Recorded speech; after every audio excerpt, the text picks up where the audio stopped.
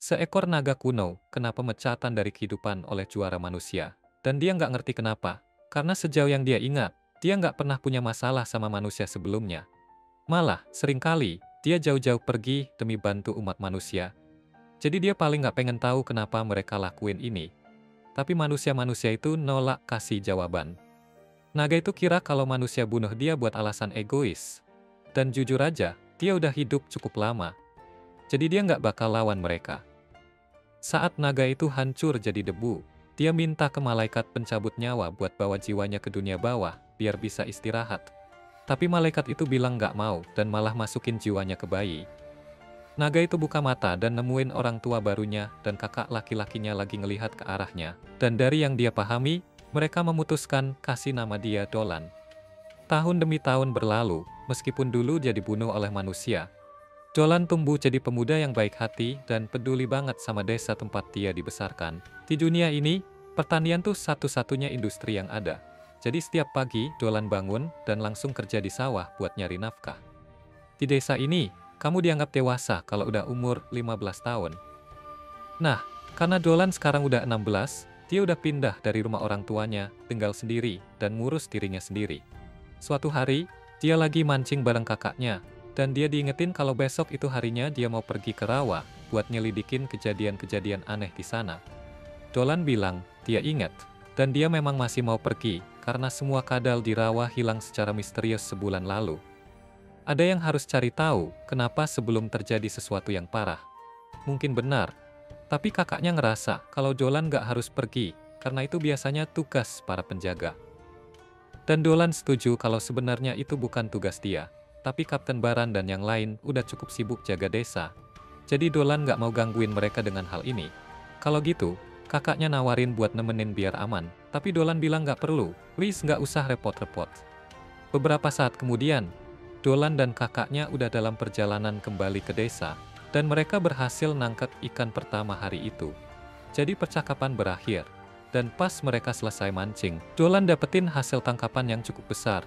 Terus dia bawa hasil tangkapannya balik ke desa, buat ditunjukin ke teman-temannya, Marida dan Albert.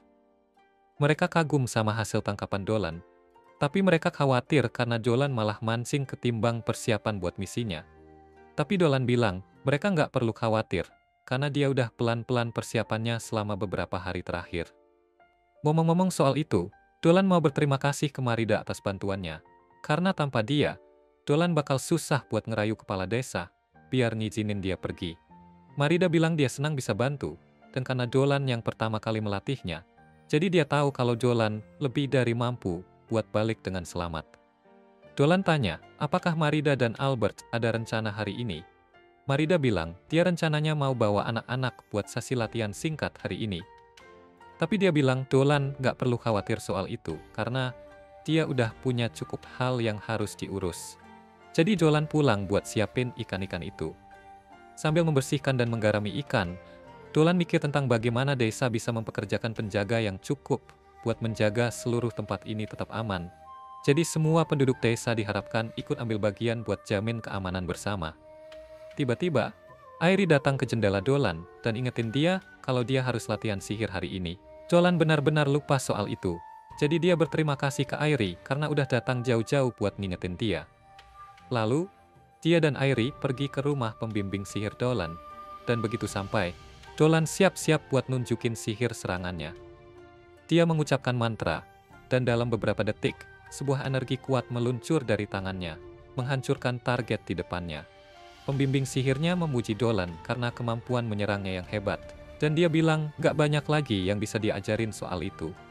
Tapi, sejauh ini, Dolan masih kurang dalam hal pengobatan. Jadi mereka bakal habiskan banyak waktu buat belajar itu. Malamnya, Dolan ada di alun-alun desa ketika dia bertemu seorang gadis muda dengan rambut putih panjang. Kepala desa memperkenalkannya dan bilang kalau dia akan tinggal di desa untuk sementara waktu. Tapi dia juga mengingatkan Dolan karena dia adalah wanita bangsawan, jadi Dolan harus bersikap baik di sekitarnya. Gadis itu bilang namanya Christina dan mengulurkan tangan untuk berjabat tangan dengan Dolan. Saat mereka berjabat tangan, Dolan langsung bisa merasakan kalau Christina itu petarung yang sangat terampil. Setelah Christina pergi, Dolan berjalan-jalan sambil merenungkan segala hal yang sudah dia pelajari sejak jadi manusia. Sebagai naga, dulu dia nggak perlu khawatir tentang hal-hal seperti ini. Tapi sebagai manusia, ada ancaman serius bisa mati kedinginan saat musim dingin, dan risiko kena sengatan panas saat musim panas. Jadi dia harus hati-hati sama lingkungannya. Dolan segera sampai di rumah orang tuanya, dan mereka menyambut dia dengan hangat, bersama adik laki-lakinya Marco. Dolan bawa banyak bahan makanan, jadi ibunya ambil semuanya, dan menyiapkan makan malam yang enak buat keluarga nikmati. Dolan benar-benar menikmatinya karena dia kangen sama masakan ibunya, dan ayahnya menyarankan Dolan harus cari istri yang jago masak, biar bisa menikmati makanan enak kayak gini sepanjang waktu. Ini bukan pertama kali Dolan dengar saran ini, dan dia sebenarnya nggak sepenuhnya menolak ide buat nikah. Tapi dia mau menikmati hidup jomblo sedikit lebih lama. Marco tanya apakah Dolan masih mau nyelidikin rawa itu besok. Dan Dolan pikir itu bukan masalah besar. Tapi ibunya khawatir banget karena bukan cuma rawa itu jauh dari sini, tapi jalannya juga terkenal bahaya. Namun, Dolan yakinkan ibunya kalau dia nggak akan ambil risiko. Jadi saat dia menikah nanti, nggak ada alasan buat khawatir berlebihan sama dia. Ayahnya bilang kalau Dolan sudah dewasa, jadi dia bebas buat ambil keputusan apa aja yang dia mau. Tapi yang satu-satunya ayahnya minta adalah memastikan Dolan kembali dengan selamat ke mereka. Keesokan harinya, saat Dolan siap berangkat, seluruh desa datang untuk mengantar dia. Dia pikir ini agak berlebihan untuk perpisahan, tapi Baran bilang ini hal paling kecil yang bisa dia lakukan untuk Dolan ketika dia mengambil tugasnya. Sejujurnya, Baran masih merasa kalau dia yang seharusnya pergi, tapi Marida ingetin kalau dia pergi, dan desa diserang monster, gak bakal ada yang bisa menghentikannya. Semua orang pengen bantu Dolan. Jadi biarawan bernama Leticia datang ke dia dan kasih berkat kecil untuk perlindungannya. Dan Gary kasih dia kotak bento, biar dia nggak kelaparan di sana. Mereka semua ngucapin semoga beruntung, dan Dolan pun berangkat untuk menyelidiki rawa itu.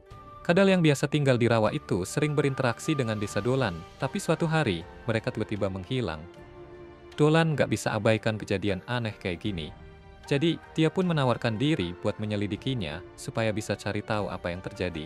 Dolan merasa agak cemas dengan apa yang mungkin dia temukan di sini. Begitu Dolan tiba di rawa, dia menggunakan tangannya untuk merasakan area sekitarnya, dan dia langsung tahu kenapa semua kadal harus pergi. Kekuatan elemen tanah semakin kuat belakangan ini, sedangkan kekuatan elemen air semakin melemah. Lalu, Dolan mendengar suara dari semak-semak, dan dia jadi waspada, karena dengan kondisi rawa sekarang, hanya monster kuat yang bisa bertahan di sini. Namun, saat dia siapkan pedangnya, dia terkejut melihat seorang Lamia melata di belakangnya. Lamia biasanya nggak kelihatan di daerah sini, tapi meski aneh, dia ada di sini. Dia memang menarik. Lamia itu tanya apakah Dolan sendirian, dan Dolan mengiyakan bahwa dia datang sendiri.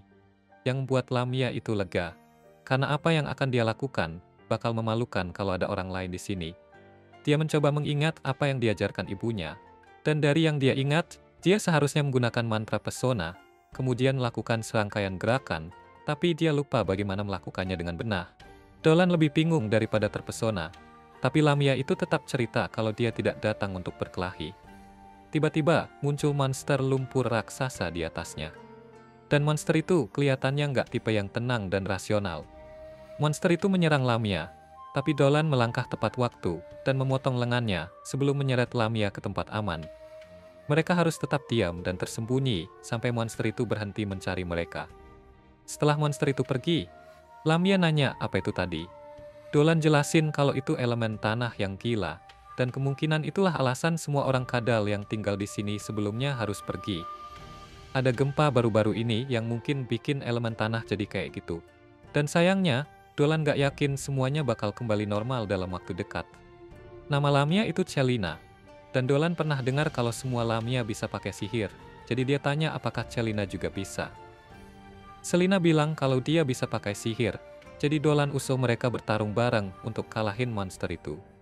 Celina sempat bingung dengan usulan Dolan, karena dia tahu bahwa sihir Lamia berbasis tanah, dan mungkin gak efektif lawan elemen tanah.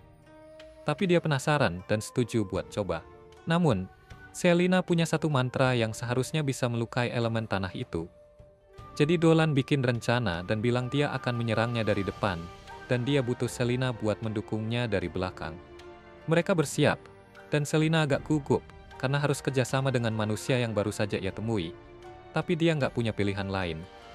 Saat Dolan memberikan sinyal, mereka berdua berlari keluar, dan sementara Dolan menahan elemen tanah itu, Selina melantunkan mantranya dan menciptakan ular raksasa yang membelenggu elemen tanah di tempatnya. Saat elemen tanah itu teralihkan, Dolan kembali maju, dan meskipun Selina nggak bisa menahannya terlalu lama, dia sudah beli cukup waktu bagi Dolan buat mendekat dan menyerang. Dolan berlari naik ke tubuh elemen tanah, dan dengan menginfuskan pedangnya dengan energi dragonik, dia bisa membelah elemen tanah itu hingga benar-benar kalah. Namun, hasilnya, semua lumpur elemen itu berubah jadi lumpur biasa dan menyebar kemana-mana, menutupi Selina dari ujung kepala hingga ekor. Dolan cepat-cepat memeriksa keadaan Selina. Selina baik-baik saja dan gak terlihat terluka. Jadi sekarang Dolan perlu membantu membersihkan lumpur dari pakaiannya dan memastikan dia bersih lagi. Malam itu, Dolan membuat perkemahan dan sedang menyiapkan makan malam untuk dirinya dan Selina. Selina terkejut karena Dolan sama sekali nggak takut padanya, padahal dia adalah Lamia. Dolan kemudian jelasin bahwa dia sudah pernah bertemu Lamia sebelumnya, tapi Selina berbeda dari yang pernah dia temui. Kebanyakan Lamia waspada terhadap manusia dan lebih agresif, tapi sekarang Dolan menyadari bahwa nggak ada desa Lamia di sekitar sini. Jadi dia penasaran apa yang Selina lakukan di sini. Selina menjelaskan bahwa itu bagian dari tradisi bangsanya, di mana ketika berusia 17 tahun, dia harus meninggalkan rumah dan mencari suami. Karena itu, dia jauh dari desanya. Ras Lamia terkutuk, sehingga mereka hanya melahirkan anak perempuan, dan kalaupun melahirkan anak laki-laki, anak itu pasti dari ras sang suami. Kutukan itu juga bikin tubuh mereka mirip ular dan cairan tubuh mereka beracun. Jadi seperti yang bisa diduga, cari pasangan itu sulit banget kalau ada kemungkinan besar orang itu mati karena menyentuhmu. Karena itu, Selina harus memastikan suaminya punya tubuh yang cukup kuat buat menahan racun. Tapi orang yang punya kekuatan begitu nggak banyak. Ibu Celina beruntung banget bisa ketemu manusia yang sempurna selama perjalanannya. Dan kedua orang tua Celina bisa akur banget. Dolan cuma bilang kalau dia senang Celina bahagia, tapi itu bikin Selina merasa kalau Dolan memperlakukannya seperti anak kecil.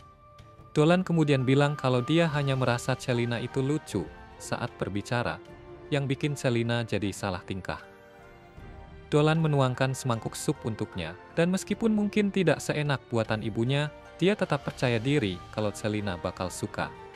Selina mencoba sup itu dan langsung suka banget sama rasanya, sampai-sampai dia mulai curhat tentang betapa enaknya sup itu. Tapi begitu dia sadar, dia berhenti sendiri dan minta maaf karena terlalu semangat. Dolan bilang dia senang Selina suka, dan dia mengenang bagaimana dia dan keluarganya sering duduk di sekitar api seperti ini di malam musim dingin yang dingin, dan menikmati sup ini. Selina bisa merasakan bahwa Dolan benar-benar sayang banget sama keluarganya lebih dari apapun.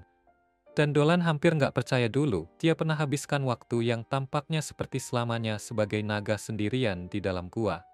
Keesokan paginya, waktu mereka berdua harus berakhir. Jadi Dolan mengucapkan selamat tinggal kepada Selina, dan berharap ia berhasil menemukan suami yang baik.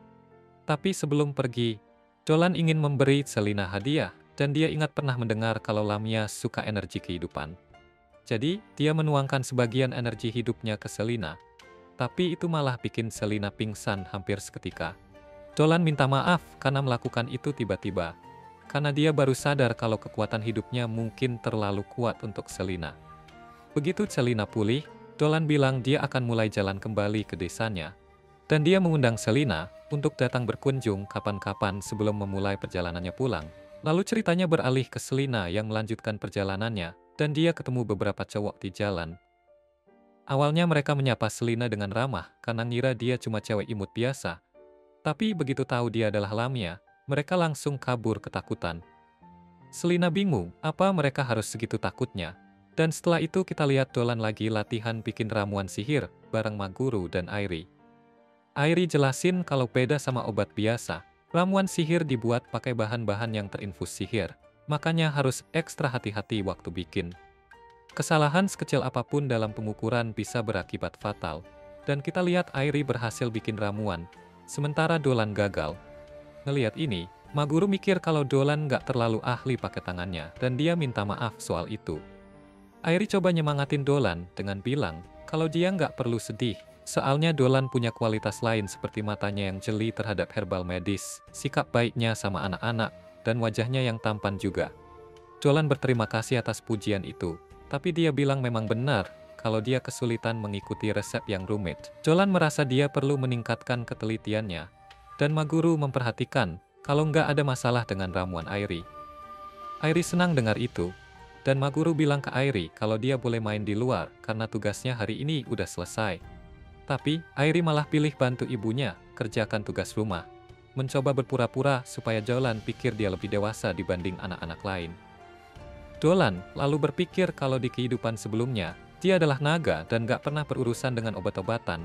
Makanya, dia jadi gak jago di bidang ini. Maguru bilang ke Dolan kalau sihir serangnya kelas atas.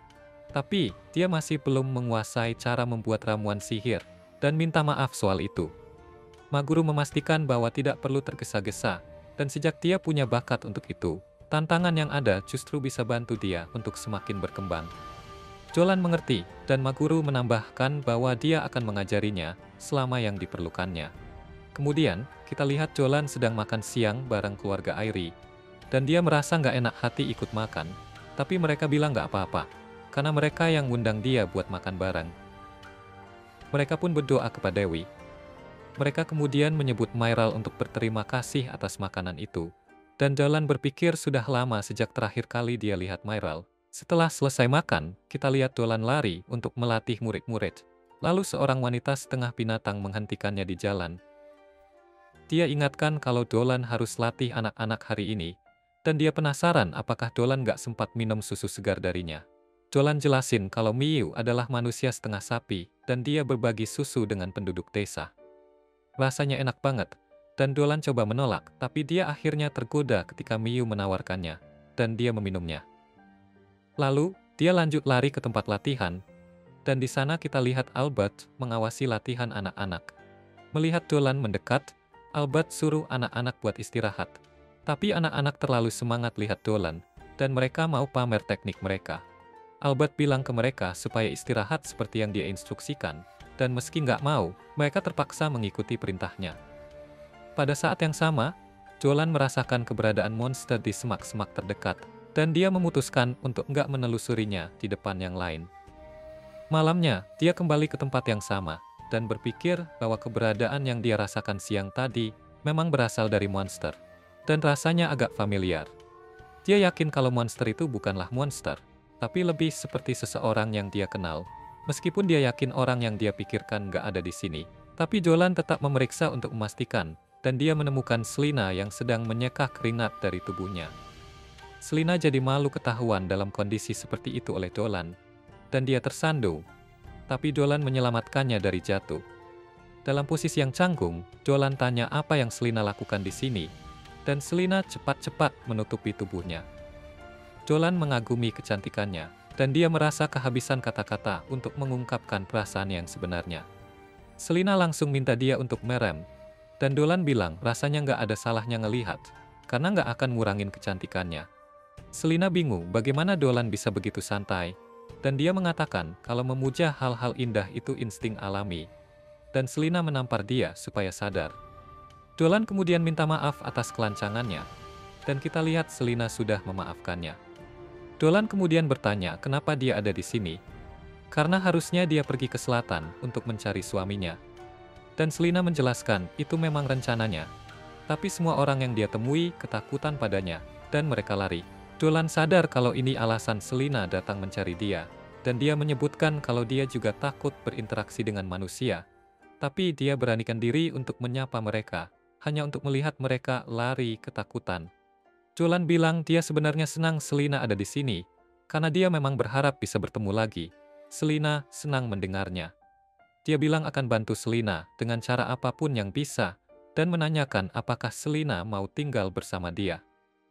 Selina terkejut mendengarnya, dan bertanya bagaimana dia bisa hidup di desanya. Dolan jelaskan bahwa dia punya rencana untuk membantunya, dan Selina mengingatkan bahwa dia adalah monster, dan mungkin akan menakuti manusia. Dolan bilang untuk tidak khawatir, karena banyak manusia setengah binatang dan manusia setengah lainnya yang juga tinggal di desanya. Selina ragu apakah Lamia bisa berpaut dengan mereka, dan Dolan bilang bahwa awalnya mungkin mereka akan waspada. Tetapi dengan kepribadiannya yang lembut dan kemampuan Lamianya, dia pasti bisa masuk. Selina nggak percaya kalau dia benar-benar bisa berteman dengan manusia, dan Dolan bilang kehadirannya akan membuat hidupnya lebih menyenangkan. Lalu Dolan menyadari kalau terdengar seperti dia sedang mendekati Selina, dan Selina juga berpikir kalau hidup bakal seru bersama Dolan. Dia menambahkan akan jadi luar biasa jika mereka bisa mewujudkannya. Dan dia kemudian mengungkapkan bahwa ada alasan lain dia mencari Dolan. Selina bilang bahwa dia berharap Dolan mau berbagi energi hidupnya lagi, dan Dolan senang karena Selina suka yang terakhir kali.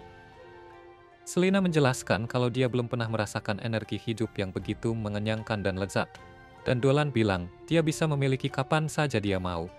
Begitu mereka mulai tinggal bersama, dan dia berbagi sedikit energi hidupnya lagi, Selina menyukainya, dan Dolan menyampaikan rencananya. 3 hari kemudian, kita lihat para penjaga yang bertugas melindungi desa, menemukan beberapa hewan mati, tepat di luar gerbang. Mereka berpikir kalau ini sudah 3 hari berturut-turut terjadi, dan mereka melihat jejak ditinggalkan oleh pelaku, yang menunjukkan bahwa yang bertanggung jawab adalah ular besar. Mereka kemudian ingat bahwa suatu malam, salah satu dari mereka melihat bayangan setengah manusia, setengah ular, dan mereka sadar kalau Selina ada di balik persembahan yang muncul di desa mereka. Baran bingung kenapa Selina melakukan ini, dan kemudian kita lihat para tetua desa mengadakan pertemuan. Para tetua desa terkejut mendengar keberadaan Selina, dan mereka merasa aneh kalau monster jahat meninggalkan persembahan untuk mereka. Baran mengusulkan agar mereka mengumpulkan tim untuk menghilangkan monster itu apapun niatnya. Dan dia bilang mereka harus menghentikannya sebelum hal buruk terjadi. Para tetua menyuruhnya untuk tenang, dan mengingatkan bahwa Lamia adalah monster berbahaya, dan desa ini tidak punya banyak tentara di sini. Mereka menyarankan untuk memanggil bantuan dari ibu kota, dan Baran bersiap untuk mengirim utusan segera. Sementara itu, Dolan entah bagaimana mendengarkan percakapan itu, dan dia berpikir tidak menyangka ada jurang yang begitu besar antara manusia dan monster. Dia yakin mereka akan mengerti kalau Selina tidak berbahaya begitu mereka menemuinya. Kembali ke pertemuan, Maguru meminta semua orang untuk tenang. Dia menyatakan bahwa Lamia telah membawa persembahan untuk mereka, dan pasti ada alasan di baliknya. Dia meminta mereka menunggu sebentar, lalu Airi masuk ke ruangan dengan sebuah alat, dan melihatnya. Maguru bilang akhirnya hasil ramalan sudah tiba.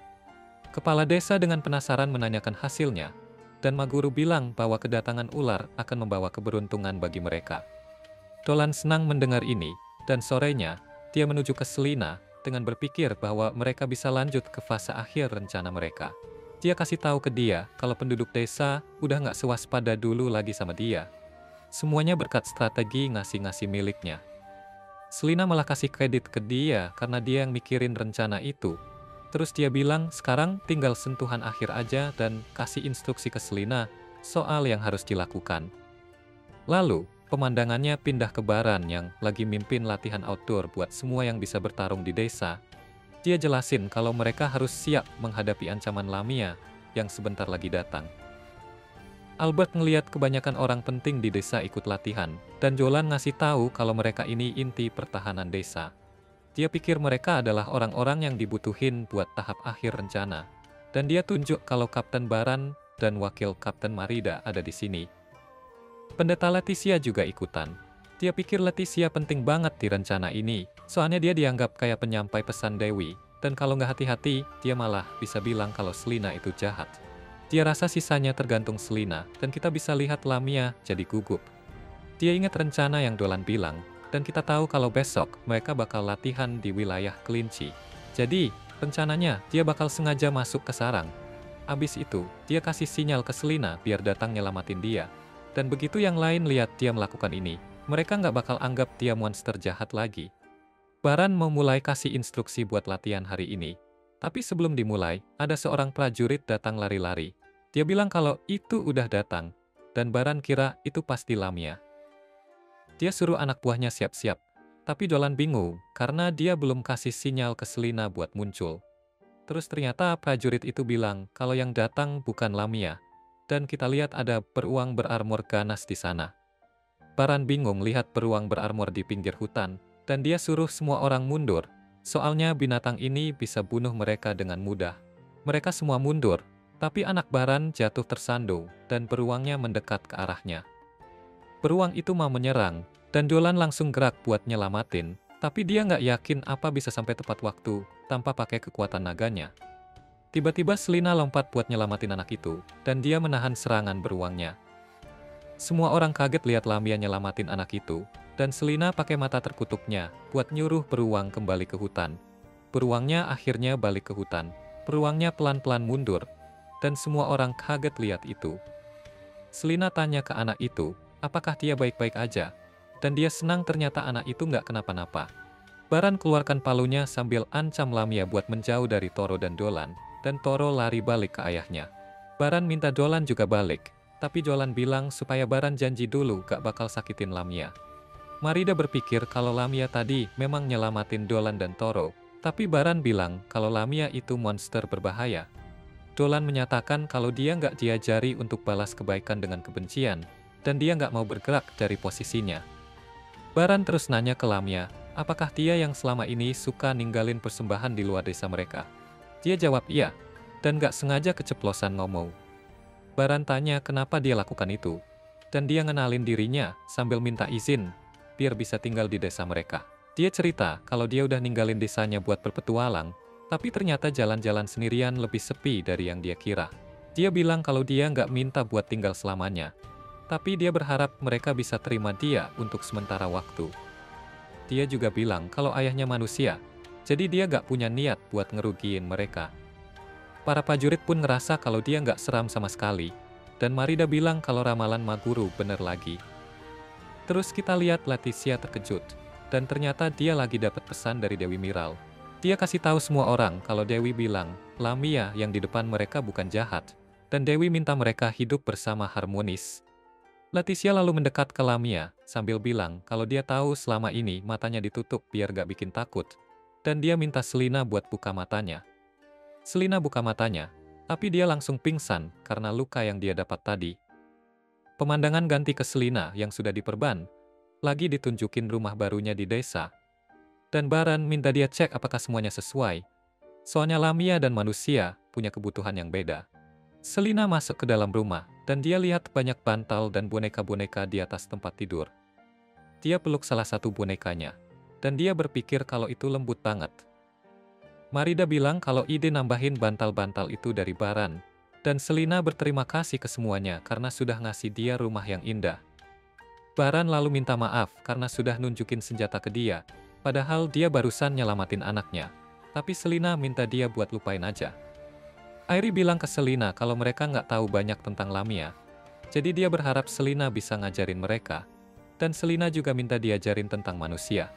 Dolan bilang sebaiknya mereka saling mengenal lebih baik, dan keduanya mulai saling mengenal dengan pura-pura baru pertama kali ketemu. Lalu, kita lihat Dolan yang lagi tidur di malam hari, dan dia pakai bentuk astral buat misahin jiwanya dari tubuh. Dia terbang ke atas dalam bentuk astralnya, terus dia sampai di negeri para dewa. Di sana, dia terbang dalam wujud naga buat ketemu Myral, dan Myral senang banget lihat dia. Dia bilang udah lama banget sejak terakhir kali mereka ketemu, dan waktu dia manggil Myral sebagai Dewi, Myral mikir kalau dia udah mati dengan cara manusia. Dia bilang jangan ledek, dan Myral penasaran apa dia datang gara-gara si Lamia. Dia bilang iya, dan dia jelasin kalau mungkin gak akan bisa seperti ini tanpa ramalan dari Myral. Dia berterima kasih buat itu, dan dia kagum Myral bisa tahu kalau dia terlahir kembali jadi manusia.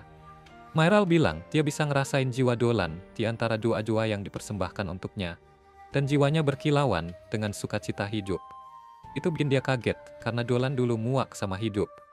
Dolan gak menyangkal itu, karena dia emang gak ngerasa sedikit pun penyesalan waktu pahlawan ngasih pukulan terakhir ke dia. Dia bilang, kelahiran ulangnya jadi manusia bikin dia lihat dunia dengan cara yang beda. Dan dia nyadar kalau orang-orang di dunia nggak sama kayak dulu. Dia bilang orang-orang di dunia ini hidup tiap hari kayak itu hari terakhir mereka. Dan buat mereka hidup mungkin terasa singkat, tapi mereka bersinar cerah banget. Myrtle bilang ke Dolan kalau dia sendiri juga bersinar terang, dan dia bisa ngerasain kebahagiaan murni di hati dan jiwanya.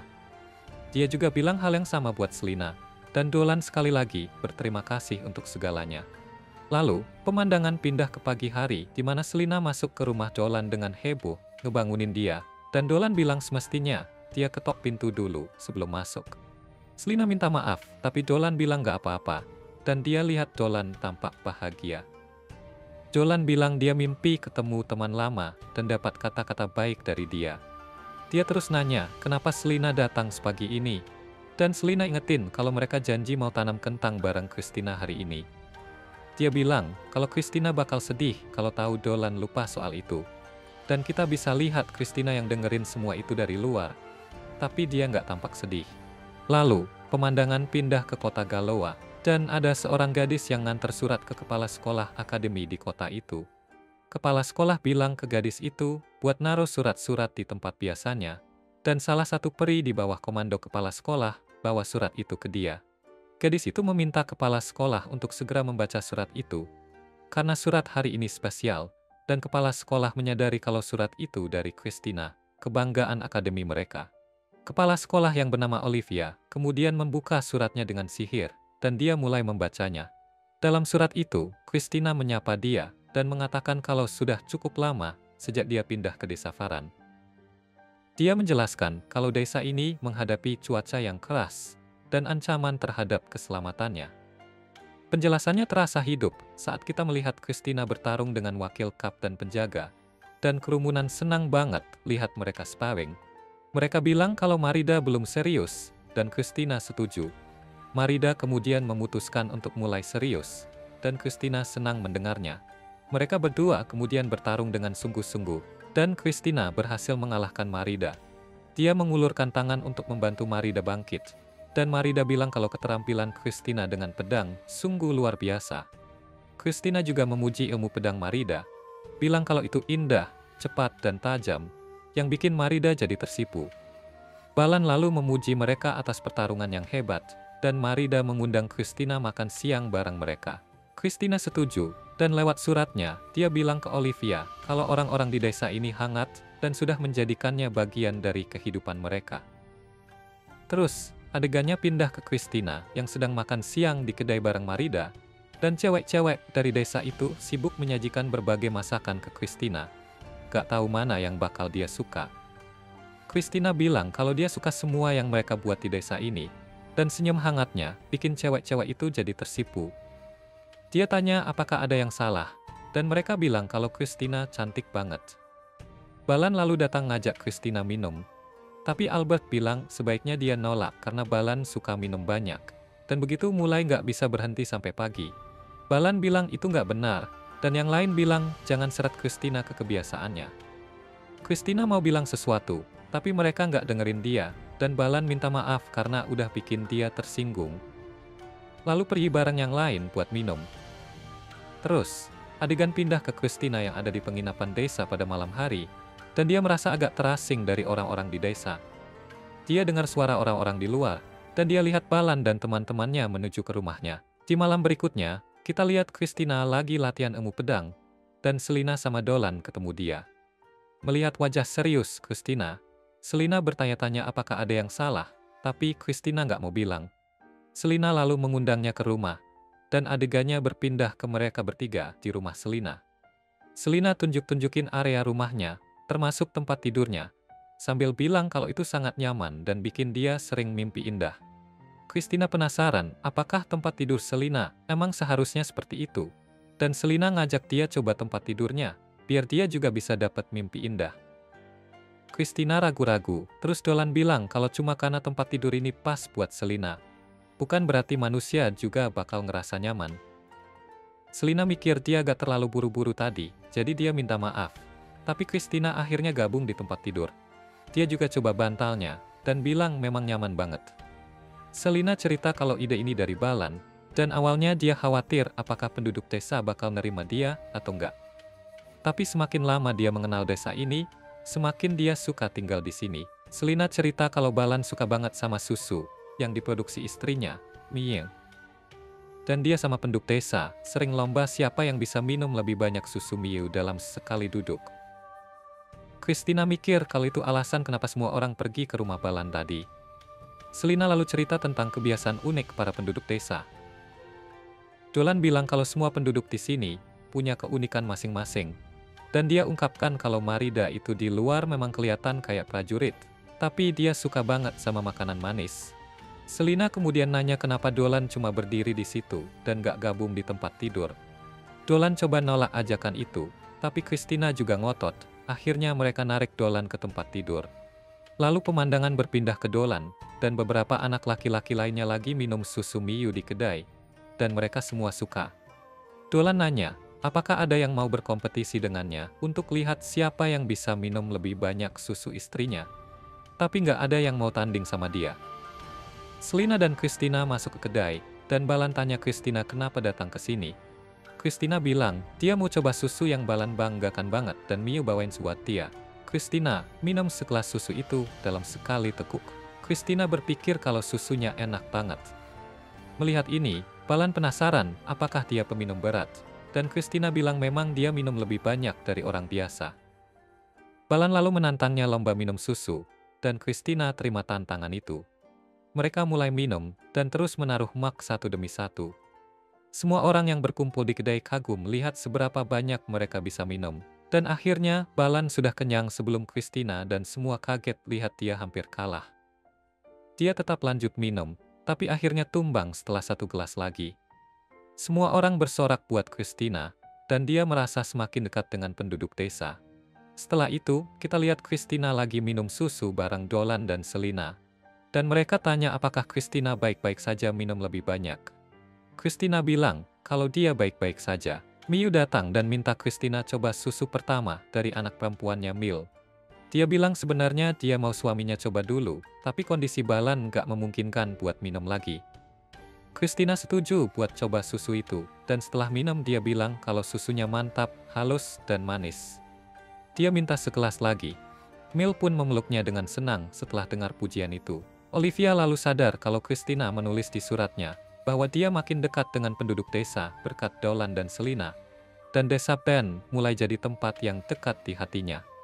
Gadis yang bersama Olivia terkejut mendengar kalau Christina berteman dengan Selina, dan dia merasa ini yang bisa diharapkan dari orang seperti Christina. Setelah itu, kita lihat Olivia di pesta kelas atas, dan dia sadar kalau kabar tentang Christina yang berteman dengan Selina sudah menyebar luas, karena semua orang di pesta membicarakan hal itu. Beberapa orang juga skeptis, bertanya-tanya apakah manusia dan monster bisa jadi teman. Dia berpikir bahwa berita cepat menyebar di kota ini, dan seorang wanita bernama Kieran bertanya kepada Olivia apakah dia bisa cerita lebih banyak tentang Selina. Olivia penasaran kenapa orang seperti Kieran tertarik dengan Selina yang dianggap rendah, karena Kieran adalah jenderal penyihir yang dipekerjakan oleh pemerintah. Kieran bilang, dia cuma khawatir dan menyebutkan bahwa meskipun Selina sendirian, mereka nggak bisa mengabaikan ancaman yang mungkin dia bawa. Dia bilang, manusia gak seharusnya hidup dengan monster berbahaya seperti Selina.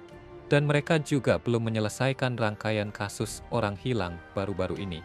Kieran bilang dia nggak mau ada kabar buruk lagi selain yang udah ada. Dan Olivia bilang kalau kejadian-kejadian itu memang bikin khawatir. Tapi Lamia ini katanya baik dan lembut. Dan ada ramalan dari Dewi Myra yang nyuruh orang-orang buat hidup bareng dia. Kieran bilang mereka tetap harus siap untuk kemungkinan terburuk. Dan dia minta Lamia segera dipanggil ke kota Galoa. Dia penasaran desa Faran ini di bawah yurisdiksi siapa. Dan ada lelaki tua muncul bilang kalau desa itu di bawah yurisdiksi dia. Dia ngomong kalau mereka harus ambil tindakan pertama. Dan dia bilang bakal kirim utusan segera. Sementara itu di desa, kita lihat Selina, Dolan, dan Christina tanam kentang bareng. Dan setelah Selina selesai, Dolan lihat kalau Selina tanam kentangnya dengan hati-hati. Tapi jaraknya nggak rata. Sementara itu, Christina pakai tangan kosong buat gali lubang buat kentang, dan dia penasaran gimana caranya. Tapi Dolan hanya bisa bengong. Terus ada penjaga datang ke sana, dan dia minta mereka bertiga segera ke gerbang desa. Mereka semua lari menuju gerbang, dan kepala desa memisahkan Christina dari Dolan dan Selina. Sementara beberapa prajurit mengelilingi Dolan dan Selina. Lelaki tua dari tadi yang bersama mereka memperkenalkan dirinya sebagai Gouda, komisaris perbatasan utara, dan dia tanya ke Dolan apakah dia yang membawa Lamia itu ke desa. Dolan bilang itu benar, dan pendeta di samping Gouda mengulangi kalau ramalan dari Dewi Mairal sudah membuktikan bahwa Lamia ini bukan makhluk jahat. Gouda bilang kalau dia nggak meragukan penilaian yang diberikan Dewi, tapi sebagai pengawas wilayah ini, dia bertanggung jawab untuk menghilangkan ancaman dengan cepat dan tepat. Dolan merasa lega karena mereka belum mengirim pasukan pemusnah Lamia, dan dia bertanya-tanya apa yang ingin mereka lakukan. Kuda bilang, mereka akan membawa Selina ke pusat pemerintahan untuk memastikan bahwa dia benar-benar aman tinggal bersama manusia. Dan Dolan bertanya-tanya kenapa harus begitu, kalau memang tidak meragukan penilaian Dewi. Kuda menyebut kalau apapun kata Dewi, jika Selina ingin tinggal di desa ini, dia harus menyelesaikan prosedur yang diminta oleh hukum kerajaan. Kuda berharap Selina bisa memahami situasinya, dan Selina mengangguk. Dolan lalu bertanya, apakah dia bisa menemani Selina? Karena dia yang membawa Selina ke desa ini. Kuda mengizinkan, karena dia gak mau Selina bertindak di luar dugaan di perjalanan, dan memaksa mereka mengambil langkah-langkah tertentu. Mereka semua lalu pergi meninggalkan desa, dan Christina jadi khawatir tentang mereka. Jadi dia memutuskan untuk bicara dengan kepala sekolah. Karena kepala sekolah punya pengaruh besar di pemerintahan, dia menggunakan sihir angin untuk mempercepat langkahnya, dan dia menuju ke Galowa. Setelah itu, kita lihat Dolan dan Selina naik kereta malam, dan Dolan berpikir mungkin ini pertama kalinya Selina naik kereta jauh. Dia tanya apakah Selina baik-baik saja, dan Selina bilang dia baik-baik saja. Dia bilang kalau pasti Dolan kedinginan, jadi dia menawarkan selimutnya untuk berbagi, dan mereka berdua memakainya bersama. Dolan lalu bilang ke Selina agar tidak khawatir, karena semuanya akan baik-baik saja, dan prosedurnya tidak akan lama. Dia menenangkannya dengan memeluknya, dan dia bilang kalau dia hanya mengikuti ajaran ibunya, seperti yang ibunya lakukan ketika dia merasa cemas. Dia bilang semuanya akan baik-baik saja, dan Selina senang mendengarnya, walaupun ada air mata di matanya. Kemudian kita lihat Christina di kantor Olivia. Dia bilang ada sesuatu yang ingin dibicarakan tentang desa Bern. Olivia menyadari kalau ini tentang Lamia, dan dia menggunakan peri-perinya untuk membuatkan teh untuk Christina. Dia pertama-tama bilang bahwa Selina tidak akan dibunuh, karena dia memiliki berkat Dewi Mairal, dan bukan komisaris Gouda yang memutuskan membawanya, tetapi Kieran, sang penyihir. Christina penasaran kenapa, dan Olivia bilang kalau Kieran melihatnya sebagai ancaman, dan dia berpikir mungkin Selina terlibat dalam hilangnya wanita-wanita belakangan ini. Christina tahu Selina nggak mungkin melakukan itu, dan Olivia menyebutkan bahwa dia sadar itu mustahil dilakukan Selina saat hidup di desa Bern, tetapi karena Kieran bilang begitu, kecurigaan bisa jatuh padanya. Christina gak bisa mempercayai ini, sementara kereta yang membawa Selina dan Dolan tiba-tiba berhenti, dan seorang prajurit bilang kalau komisaris Gouda memanggil Selina. Beberapa saat kemudian, diam-diam, Dolan dan Selina ngobrol dengan pria yang dandanannya mirip jamur. Apapun yang si jamur jalan itu omongin benar-benar bikin kedua pahlawan kita kaget banget. Lanjut ke Christina, yang kacamatanya hilang bagian pentingnya. Dia lagi bahas soal penculikan Selina dan Kieran, penyihir yang bawa Selina ke kota karena dicurigai. Christina marah banget soal ketidakadilan ini, tapi kepala sekolah, meski punya jabatan, gak bisa bertindak duluan.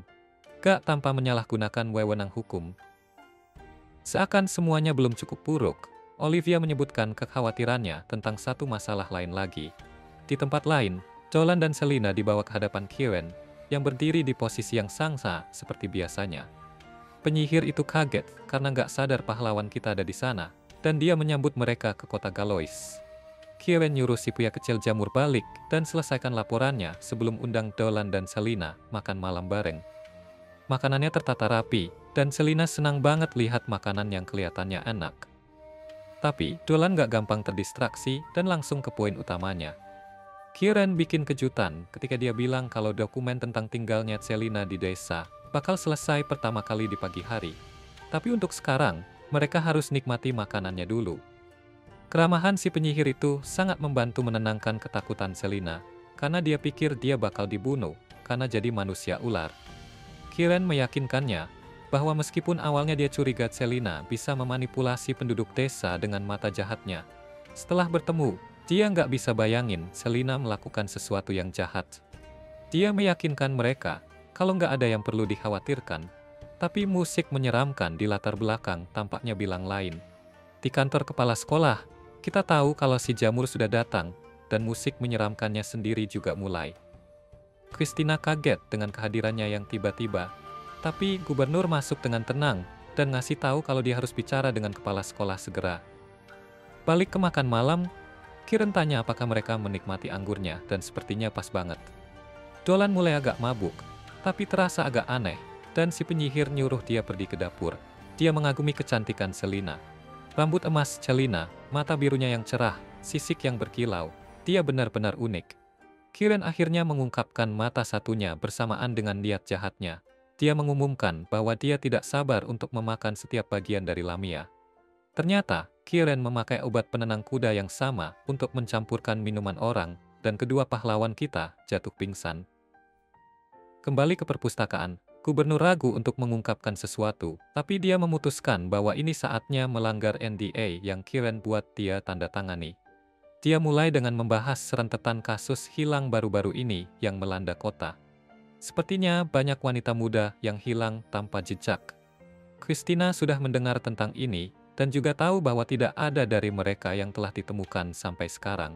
Gadis yang kasar dan tidak sabaran itu, lalu meminta si pria jamur untuk memberitahu apa hubungannya semua ini dengan Selina. Kuda menyebut ada penyihir kuno di kota, yang katanya berumur lebih dari 300 tahun. Christina langsung berasumsi kalau itu adalah Dekan, tapi dia langsung dikoreksi dengan marah. Ternyata penyihir ini manusia, tapi nggak mungkin ada manusia bisa hidup selama itu, tanpa menggunakan sihir terlarang. Kuda curiga kalau desas-desus tentang penyihir ini mencuri masa muda dari wanita-wanita yang diculik lebih dari sekadar rumor. Dan sekarang ada kabar kalau penyihir kuno ini menargetkan seorang Lamia tertentu. Mereka bertiga cepat-cepat memutuskan untuk pergi ke rumah Kieran dan menghentikan kegilaan ini. Kembali di tempat Kieran, kita tahu bahwa tidak mengejutkan, Kieran punya ruang bawah tanah rahasia di bawah rumahnya. Selina dibaringkan di atas meja, siap untuk dibedah demi masakan yang lezat. Sementara Kieran berdiri di atasnya, hampir ngiler membayangkan vitalitas yang akan dia ambil dari Lamia kita yang malang. Mengambil pisau bedah, Kieran pikir dia akan mengupas sedikit kulitnya dulu, dan memutuskan apa yang akan dilakukan dengan sisanya nanti. Untungnya, Dolan berhasil memaksa obat ketamin keluar dari sistem tubuhnya dan terbangun. Meskipun dia sebelumnya diikat, dia dengan mudah melobek tali pengikatnya, dan memperingatkan Kieran untuk tidak menyentuh Selina. Dolan melihat bahwa Kieran sedang mencoret-coret di lantai, tetapi dia ngeri melihat bahwa coretan-coretan kecilnya terbuat dari darah. Sepertinya Kieran sudah melakukan ini sejak lama. Kieran dengan cepat menyadari bahwa Dolan tidak sesederhana itu menjadi manusia. Dolan menuntut untuk tahu berapa banyak orang yang telah dibunuh penyihir itu, tetapi Kieran dengan santainya mengungkapkan bahwa dia berhenti menghitung setelah korban ke-100. Dia telah bereksperimen dengan kehidupan selama ratusan tahun, mengambil potongan dari subjeknya untuk memperbarui dirinya dan mempertahankan kecantikannya. Kaki, lengan, bahkan kulitnya, semua diambil dari gadis-gadis dari berbagai ras. Dia cukup sukses menyatukan dirinya sendiri, karena dia tidak tampak lebih dari 100 tahun. Namun, Kieran tidak puas dan berencana menggunakan Selina untuk meningkatkan kecantikannya lebih jauh. Dolan berpikir bahwa sihir yang dia gunakan seharusnya terlarang, tetapi Kieran mengungkapkan bahwa penelitiannya telah diakui oleh banyak orang. Dolan menyebut penyihir itu sebagai monster, dan Selina setuju. Penyihir itu kaget karena dia sudah menggunakan opioid terbaiknya untuk menjatuhkan mereka. Dolan masih bisa dimaklumi, tapi Kieran terkejut melihat Lamia juga bisa melepaskan diri dari pengaruh obatnya. Selina nggak percaya kalau penyihir itu bisa sekejam itu, menghancurkan kehidupan dan harapan para wanita muda yang datang sebelum dirinya. Tapi Kieran cuma bilang kalau mereka akan terus hidup tanpa arti, dalam kemiskinan dan anonim. Menurut Kieran, dia sudah memberikan hidup mereka tujuan yang berarti. Selina bilang kalau Guda benar soal dirinya, dan nada suara Kieran berubah. Dia nggak ngerti kenapa gubernur membicarakan tentangnya. Ternyata, salah satu masalah jadi penjahat adalah kebiasaan untuk monolog. Dolan mengungkapkan bahwa dia menyembunyikan alat kecil di antara pipinya. Itu adalah alat pemancar yang bisa mengirimkan suara mereka ke jarak yang jauh. Begitulah kuda bisa tahu rencana jahat Kieran sejak awal. Tepat saat itu, pahlawan kita datang, didampingi oleh tim ladusing kerajaan untuk menyelamatkan Hari. Mereka mengungkapkan bahwa semua ini adalah operasi jebakan sejak awal. Kuda telah bekerja sama dengan kepala sekolah untuk menangkap penyihir itu di tempat kejadian. Ketika Kieran menyuruh kuda kembali dan menulis dokumen, itu sebenarnya untuk memalsukan laporan agar bisa menjebak Selina atas kejahatan. Itu juga untuk membuatnya seolah-olah dia harus membunuh Selina karena melawan saat ditangkap. Pahlawan kita nggak bisa ngerti kenapa seseorang mau melakukan sesuatu sejahat itu. Tapi seperti yang Kieran katakan, yang diberkati gak akan pernah mengerti mereka yang terkutuk. Sejak kecil, Kieran berjuang dengan penampilannya. Penyihir itu menyadari kalau dia terlihat seperti gargoyle jelek. Tapi daripada melakukan afirmasi diri dan beli skincare, dia malah mulai melenyapkan gadis-gadis untuk mencuri kecantikan mereka. Kieran sudah menjadi gila, sampai akhirnya melakukan hal-hal keji demi mengejar kecantikan. Gak peduli apakah itu kulit elf, kaki gadis setengah binatang, atau lengan arachna. Gak ada yang terlalu ekstrem demi mengejar kesempurnaan. Melihat sekeliling ruangan, mengungkapkan beberapa hewan, dari mana dia mengambil bagian tubuh, semuanya terendam dalam galonan baby oil. 300 tahun memotong dan mencincang banyak mengubah si penyihir. Dan dia mengungkapkan seberapa banyak dia telah berkembang selama itu. Kulitnya mulai terbelah dan robek. Tubuhnya berubah menjadi makhluk mengerikan sebelum menyerang Selina. Dolan menyadari bahwa Kieran pasti telah menggabungkan semua korbannya menjadi satu. Sihir yang begitu berdosa, sehingga hanya bisa dilakukan oleh seseorang yang telah membuat kesepakatan dengan iblis. Kieran kemudian melepaskan wujud mengerikannya terhadap para penjaga. Dia masih berpikir dirinya cantik, jadi dia tanya apakah para penjaga mau foto kakinya. Untungnya, Selina menggunakan mata jahatnya untuk menghentikan langkah penyihir itu. Dan para prajurit dengan bijaksana memutuskan bahwa mungkin saatnya menyerahkan ini kepada para pahlawan sejati. Pertarungan pun berjalan penuh ketika sang penyihir berhasil lepas dari tatapan Selina dan menyerang. Christina melawan, memanggil pedangnya Spalda, dan memotong jari-jari sosis Kieran. Si jamur berharap suatu hari bisa secantik penyihir itu, tetapi Olivia memberitahunya ini bukan saatnya untuk terkesan. Kieran melepaskan sihir jahatnya, tapi Christina berhasil menahannya cukup lama, agar Dolan bisa menyelesaikan coretan sihirnya sendiri, minus darah. Sebelum melancarkan serangan pamungkasnya, Dolan bertanya pada penyihir itu pertanyaan yang tajam. Apakah dia bahagia? Dan Kieran soal kesempurnaan dan kekuatannya yang luar biasa, cukup untuk menyelesaikan semuanya. Dolan mendapatkan perkembangan karakter karena dia nggak lagi takut dengan tren terbaru dan mulai mempermalukan penyihir itu. Dia menyatakan bahwa Kieran telah mencuri impian banyak orang dan tangan yang berlumuran darah tidak akan pernah bisa mendapatkan keindahan. Dolan kemudian meluncurkan sihir ofensif yang kuat bernama Celestial Javelin, dan itu benar-benar menghancurkan monster itu sekali dan untuk selamanya. Para gadis kagum dengan anak kita. Tetapi dia hanya bergaya paling heroik yang polos. Dengan kejadian traumatis itu berlalu, Dolan dan Selina kembali ke kehidupan biasa di kota. Selina mencoba belajar dengan bimbingan Dolan, tetapi semua bacaan buku membuat otaknya yang kecil pusing. Dolan nyemangatin Selina dengan bilang kalau dia nggak bakal bodoh lagi. Dia bakalan bisa baca dan nulis dalam bahasa negara ini, dan Dolan nggak sabar nunggu lihat apa yang bisa Selina buat. Christina ikutan nimbrung untuk minum teh, dan terkesan sama perkembangan Selina. Lalu, Olivia dan Portobello datang, dan mereka berterima kasih pada para pahlawan karena telah membantu mengakhiri kejahatan Kieran. Dolan memuji Olivia, karena memberi mereka penawar racun Kieran. Karena gak ada yang tahu sebanyak apa baby oil yang bakal digunakan Kieran, kalau mereka tetap pingsan. Kuda lalu memberikan beberapa dokumen. Satu adalah izin yang memungkinkan Selina untuk berjalan, atau meliuk-liuk di sekitar kota sesuka hatinya. Yang lain adalah formulir pendaftaran yang memungkinkan dia menjalani kehidupan damai dan membara yang dia impikan. Ini sudah lama dinantikan dan Selina sangat bahagia.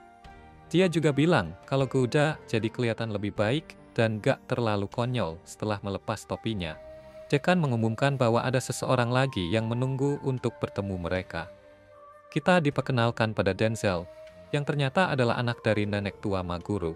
Dia sudah mengikuti perkembangan di desa berkat surat-surat dari ibunya, dan senang akhirnya bisa bertemu dengan gadis Lamia yang sering dia dengar. Dia mengucapkan selamat atas kemenangan mereka dan menawarkan untuk mengajak mereka keliling Galois. Cowok ini ingin memamerkan kotanya, tapi tidak berjalan sesuai rencana. Orang-orang di sana belum pernah melihat Lamia sebelumnya, jadi mereka ketakutan. Namun, Selina sudah terbiasa mengendalikan emosinya. Dia tersenyum dan bilang ingin membeli beberapa oleh-oleh sebelum mereka pergi. Saat hari hampir berakhir dan para pahlawan kita bersiap untuk pergi, Denzel dan Olivia mendekati Dolan dengan tawaran untuk mendaftarkannya ke Akademi Sihir. Mereka berpikir bahwa kekuatannya terlalu besar untuk diabaikan. Jika dia belajar dengan mereka, dia bisa memperluas pikiran dan jiwanya. Ini akan membantunya dalam melindungi rumah dan orang-orang yang dicintainya. Dolan bilang dia akan memikirkannya, tapi Selina jelas merasa sedih dengan ini. Saat mereka pergi, Dolan memang tergoda. Si pria jamur sudah berusaha sebaik mungkin untuk meyakinkan Dolan, tapi pada akhirnya Dolan tahu apa yang dia inginkan, dan kehidupan damai di desa adalah semua yang dia butuhkan. Christina penasaran apa yang membuat Dolan begitu terpikat pada Bern.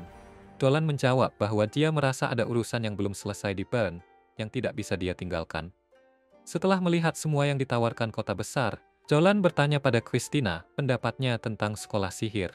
Dan dia setuju dengan Denzel bahwa akademi punya banyak hal untuk ditawarkan pada seseorang sepertinya. Ini membuat Dolan berpikir tentang langkah yang tepat, tapi Selina tampaknya tidak terlalu antusias dengan ide naga reinkarnasi favoritnya pergi terlalu cepat. Sementara itu, di suatu tempat di hutan, seorang peri tanpa curiga mengintai pasukan yang tampaknya seperti semut monster memenuhi area tersebut. Dalam portal berkilauan yang mereka keluarkan, berdiri 4 sosok misterius. Segera setelah itu, Dolan dan Christina mulai bantu-bantu melatih anak-anak desa, sementara Celina dan Balan nonton dari pinggir. Tiba-tiba, Celina jadi kepikiran tentang tawaran yang Dolan dapat untuk masuk akademi. Dan dia mulai khawatir kalau Dolan bakal ninggalin dia dan pergi jauh. Pas dia lagi asik melamun, anak-anak desa mulai main-main sama ekornya, dan dia pun ngejar mereka sambil bercanda. Dolan berpikir kalau sekarang Selina udah jadi bagian penting dari desa, dan dia berharap semuanya terus berjalan seperti ini. Pas Dolan lagi mikir, Christina yang udah kelelahan mendekat dan minta izin buat jelajah hutan bareng dia. Christina jelasin kalau di dalam hutan ada banyak monster yang kuat dan berbahaya, dan dia pengen ngetes kemampuannya lawan mereka. Dolan ngasih tahu kalau nggak ada alasan yang jelas, lebih baik dia nggak masuk hutan. Tapi Christina bilang kalau salah satu warga desa cerita kalau dia nggak bisa lagi bawa babinya buat makan di hutan, gara-gara monster-monster itu. Christina bilang, dia mau jadi bodyguard-nya babi-babi itu. Soalnya udah seharusnya dia bantu warga desa sebisa mungkin. Dolan cuma bisa ngelus dada sambil mikir, kok ya Christina sampai segitunya pengen banget masuk hutan, sampai-sampai rela jadi bodyguard buat babi. Tapi ya sudah, akhirnya dia ikut juga. Gak lama kemudian, segerombolan babi mulai masuk ke hutan, dijaga sama Dolan, Christina, Balan, dan beberapa ksatria. Anyway, Selina ngeliatin para ksatria yang pakai baju zirah berat. Dan Dolan ngejelasin kalau belakangan ini ada penampakan monster-monster aneh di hutan. Jadi mereka harus ekstra hati-hati. Akhirnya, mereka sampai di tempat ngasih makan babi. Dolan dan para cewek duduk jaga babi-babi, sementara Balan mimpin timnya buat patroli di sekitaran.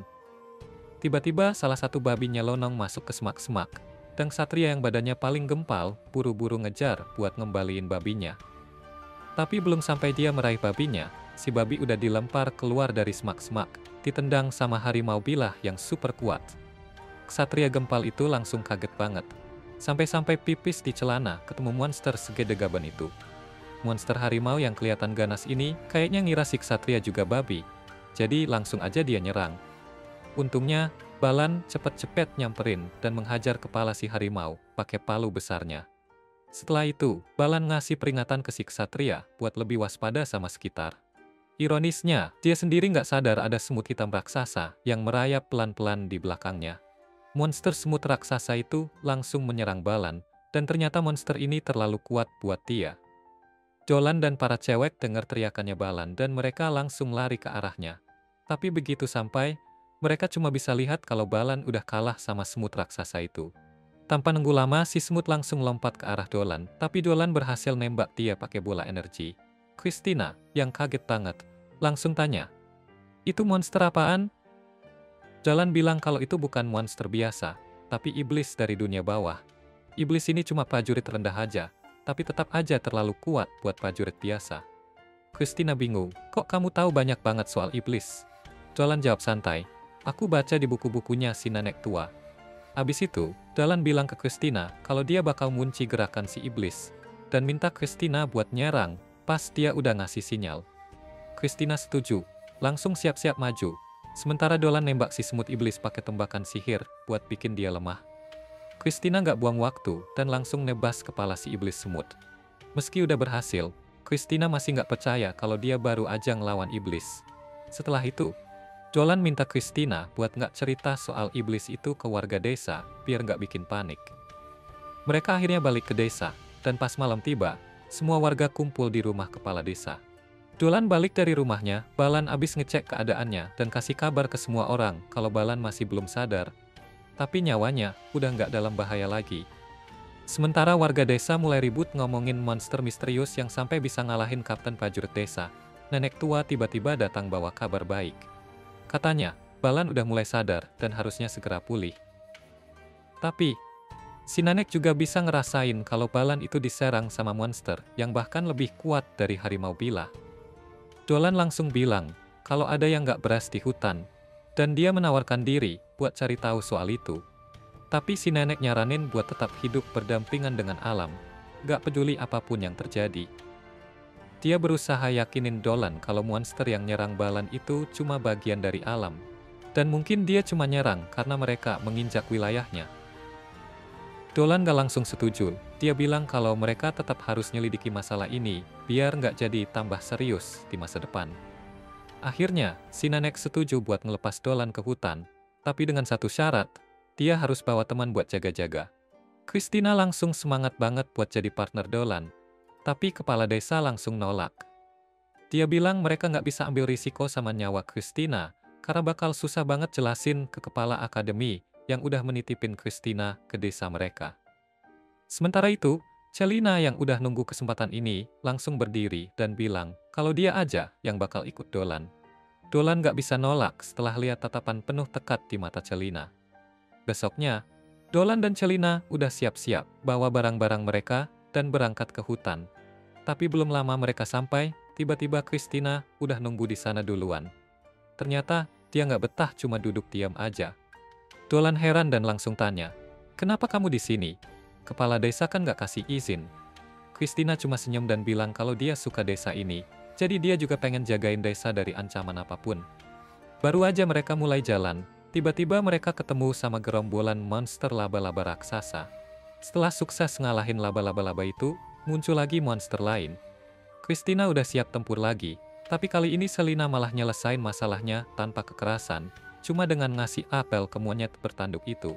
Christina kaget, dalam hati dia mikir, dari mana Celina dapat aura kayak pawang Pokemon nih? Tapi pas dia ngeliat Dolan, anak-anak monyetnya udah manjat di badannya kayak Dolan itu pohon favorit mereka.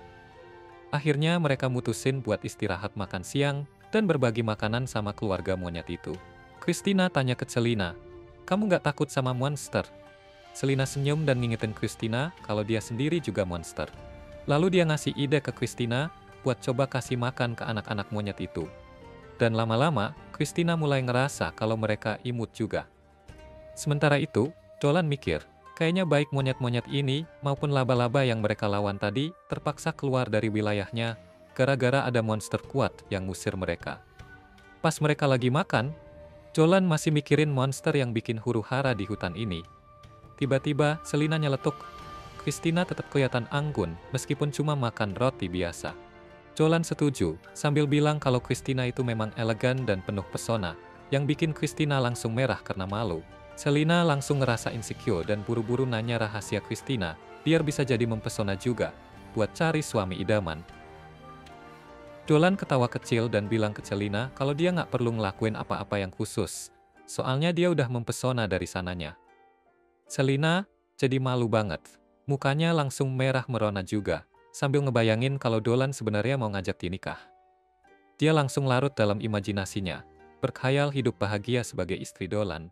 Tapi di saat yang sama, Christina dan Dolan tiba-tiba ngerasain kehadiran iblis di sekitar mereka. Tiba-tiba, ada bola yang dilempar ke arah mereka, dan ternyata di dalamnya ada peri yang pingsan. Baru aja mereka lega, tiba-tiba muncul lagi semut iblis lainnya. Dolan langsung maju buat ngelawan sambil ngasih instruksi ke Celina buat bawa monster-monster kecil ke tempat yang aman. Christina gak tinggal diam. Dia maju buat bantu Dolan, dan bareng-bareng mereka berhasil ngalahin semut iblis itu. Tapi Dolan bisa ngerasain kalau bakal ada lebih banyak lagi yang datang. Benar aja, semut-semut iblis mulai muncul di sekitar mereka, dan 2 ekor langsung lari ke arah Celina. Dolan buru-buru nembakin mereka pakai panah energi buat ngusir 2 iblis itu. Dan Christina langsung maju buat ngelawan sisanya di arah itu. Tapi, tiba-tiba ada lagi semut iblis yang ngebut ke arah Dolan. Dan di detik terakhir, temannya yang lagi sembunyi di belakang semut itu, tiba-tiba loncat ke depan.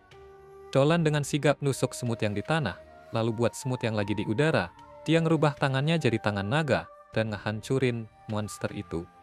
Di sisi lain, Christina berhasil ngalahin semut iblis yang dia lawan, tapi tiba-tiba ada satu lagi yang nyerang dari belakang. Christina bahkan gak sempat buat bereaksi, tapi untungnya Celina langsung pakai sihir buat ngalahin si iblis itu. Setelah itu, mereka membangunkan peri itu, dan nanya apa dia baik-baik aja. Peri itu berterima kasih karena udah nyelamatin dia, lalu memperkenalkan dirinya sebagai Marl. Dia bilang kalau semut-semut iblis tadi ngejar dia, dan Dolan langsung nyeh kalau pasti ada yang lebih tinggi kedudukannya, yang nyuruh mereka buat ngejar Marl. Marl ngasih tahu Dolan dan para cewek kalau dia butuh bantuan mereka, karena semua orang dalam bahaya besar. Baru aja dia ngomong begitu, mereka semua bisa ngerasain kalau mereka dikelilingi, tapi bukan sama iblis. Christina refleks mau ngeluarin pedangnya, tapi Dolan buru-buru nahan dia. Dia nggak ngerasain ada niat jahat dari makhluk-makhluk yang mengelilingi mereka, malah mereka kayak lebih hati-hati dan waspada. Dolan pun naruh pedangnya ke tanah, dan Christina mengikuti. Tiba-tiba, satu persatu elf hutan muncul dari balik semak-semak. Pemimpin mereka loncat ke depan dan ngasih tahu Marl kalau dia datang buat nyelamatin dia. Pada saat itu, pemimpin elf bernama Gio dengerin waktu Marl cerita bahwa mereka nggak perlu takut, karena manusia udah nolong dia. Sementara Dolan juga nenangin grupnya, karena elf biasanya nggak jahat. Pas Gio deketin mereka, dia cuma ngucapin terima kasih, soalnya kalau bukan karena mereka, Marl bisa aja kena bahaya serius. Tapi di sisi lain, hutan ini adalah wilayah mereka.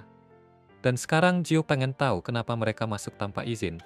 Jadi Dolan, abis ngenalin diri sesuai etika, cerita kalau ada monster aneh muncul di desanya, dan karena mereka datang dari arah sini, mereka cuma masuk hutan buat nyelidikin sedikit dan lindungin orang-orang dari serangan berikutnya. Dolan juga minta maaf karena nggak minta izin dulu sama pemimpin elf. Gio denger cerita itu gak bisa nyalahin dia karena alasannya emang bagus buat masuk. Tapi dia juga bilang ke manusia kalau belakangan ini hutan jadi berbahaya bahkan buat mereka sendiri. Dolan bilang dia tahu soal prajurit iblis yang muncul baru-baru ini. Tapi kalimat ini bikin elf jadi terganggu. Karena mereka bukan muncul begitu aja, tapi mereka ada di sini buat perang lawan semua elf demi wilayah. Dan pas dia mau pergi, Christina tanpa sengaja menghalanginya, karena nggak mau ninggalin para elf untuk lawan para iblis. Tapi karena caranya nggak baik, Celina menghentikannya biar nggak ada masalah besar. Meskipun begitu, dia tetap kasih sinyal betapa bahayanya seorang iblis buat siapa aja. Setelah ngomong gitu, dia nawarin bantuan ke elf, dengan cara yang langsung banget. Ini bikin mereka kaget, dan beberapa dari mereka jadi ngerti kalau Marl benar tentang manusia ini. Meskipun Dolan gak masalah kasih bantuannya, dia tetap gak ngerti kenapa pasukan iblis itu mulai perang sama elf. Dan ini bikin jelas kalau ada portal tersembunyi di hutan. Karena gak ada pasukan lain selain para elf, ini berarti misinya belum selesai, dan masih perlu diselesaikan. Bahkan Dolan siap pakai semua kekuatan naga buat menyelesaikan ini, meskipun nanti dia akan diusir dari kampung halamannya. Abis itu, Dolan ambil langkah buat minta izin seperti yang seharusnya, dan juga buat bantu elf lawan para iblis. Soalnya, kalau sendirian itu mustahil buat ngalahin mereka. Meski Gio ragu, adik perempuannya yang namanya Vio, ngingetin dia kalau rakyat mereka lebih penting dari hukum-hukum lama. Dan setelah Marl diselamatin sama 2 manusia dan seorang Lamia, itu udah bukti cukup buat percaya sama mereka. Jadi dengan dukungan dari semua orang, Jiao kasih lampu hijau ke manusia-manusia ini. Tapi dia juga bilang jelas kalau mereka bisa kehilangan nyawa karena pilihan ini. Dolan nerima ini dengan senyum lebar, dan sebelum sempat berjabat tangan dengan baik, tiba-tiba lihat ledakan besar di kejauhan. Semua energi iblis ini bikin Dolan ingat kejadian masa lalu, di mana dulu ada portal yang pernah dibuka.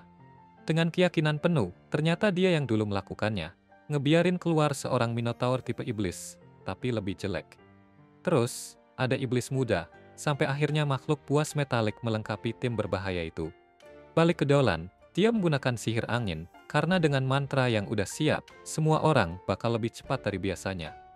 Dengan ini mereka memulai berlari untuk menyelamatkan desa. Sementara itu, para iblis ngebahas gimana entitas yang disebut Yggdrasil, yang memerintah mereka dari dunia iblis. Dan, ada satu iblis yang masih nggak bisa lewat portal. Jadi yang gadis kecil yakin bahwa karena mana yang kuat menahan di portal, yang bikin dia nggak bisa biarkan dia lewat. Sambil nunggu itu, ini waktu yang pas buat ngalahin beberapa elf yang terasa di kejauhan sebagai pengalih perhatian. Gadis iblis itu namanya Rafflesia, pengen bikin permainan kecil, di mana siapa yang pertama nemuin para elf bakal punya hak buat ngabisin nyawa mereka. Pada momen itu, iblis abu-abu metalik yang namanya Geren nggak mau ikutan dalam sesuatu yang dianggapnya membosankan. Jadi tinggal dua pesaing yang bebas. Dan meskipun salah satu dari mereka maju karena rasa dendam yang dia punya, kemudian Rafflesia mengatakan mencium aroma bunga-bunga manusia sebelum mengubah ini jadi mandi darah. Sementara itu, para semut-semut menyerang desa para elf. Sedikit demi sedikit, mereka jadi khawatir. Bukan hanya harus hadapi para elf, tapi juga satu dari 4 ksatria iblis yang bernama Georud. Dia nggak butuh waktu lama buat datang, dan kemudian aktifkan mode pembantaiannya terhadap para elf. Dan meskipun mereka coba bertahan dengan panah, itu sama sekali nggak bisa nembus armor si iblis. Dalam sekejap, dia meluncurkan serangan yang cukup kuat buat hancurin semua elf di area perbatasan. Dari kejauhan, ini bisa dirasakan oleh pemimpinnya, yang diberitahu oleh roh-roh tentang bagaimana rumah mereka diserang. Sebelum dia bisa melakukan apa-apa, dia harus menghabisi para semut iblis dulu untuk bisa lewat. Jadi, waktu benar-benar jadi berharga yang nggak dimiliki. Apalagi saat kita lihat Jorude ketawa lagi, karena betapa gampangnya ngalahin para elf dalam pertarungan ini.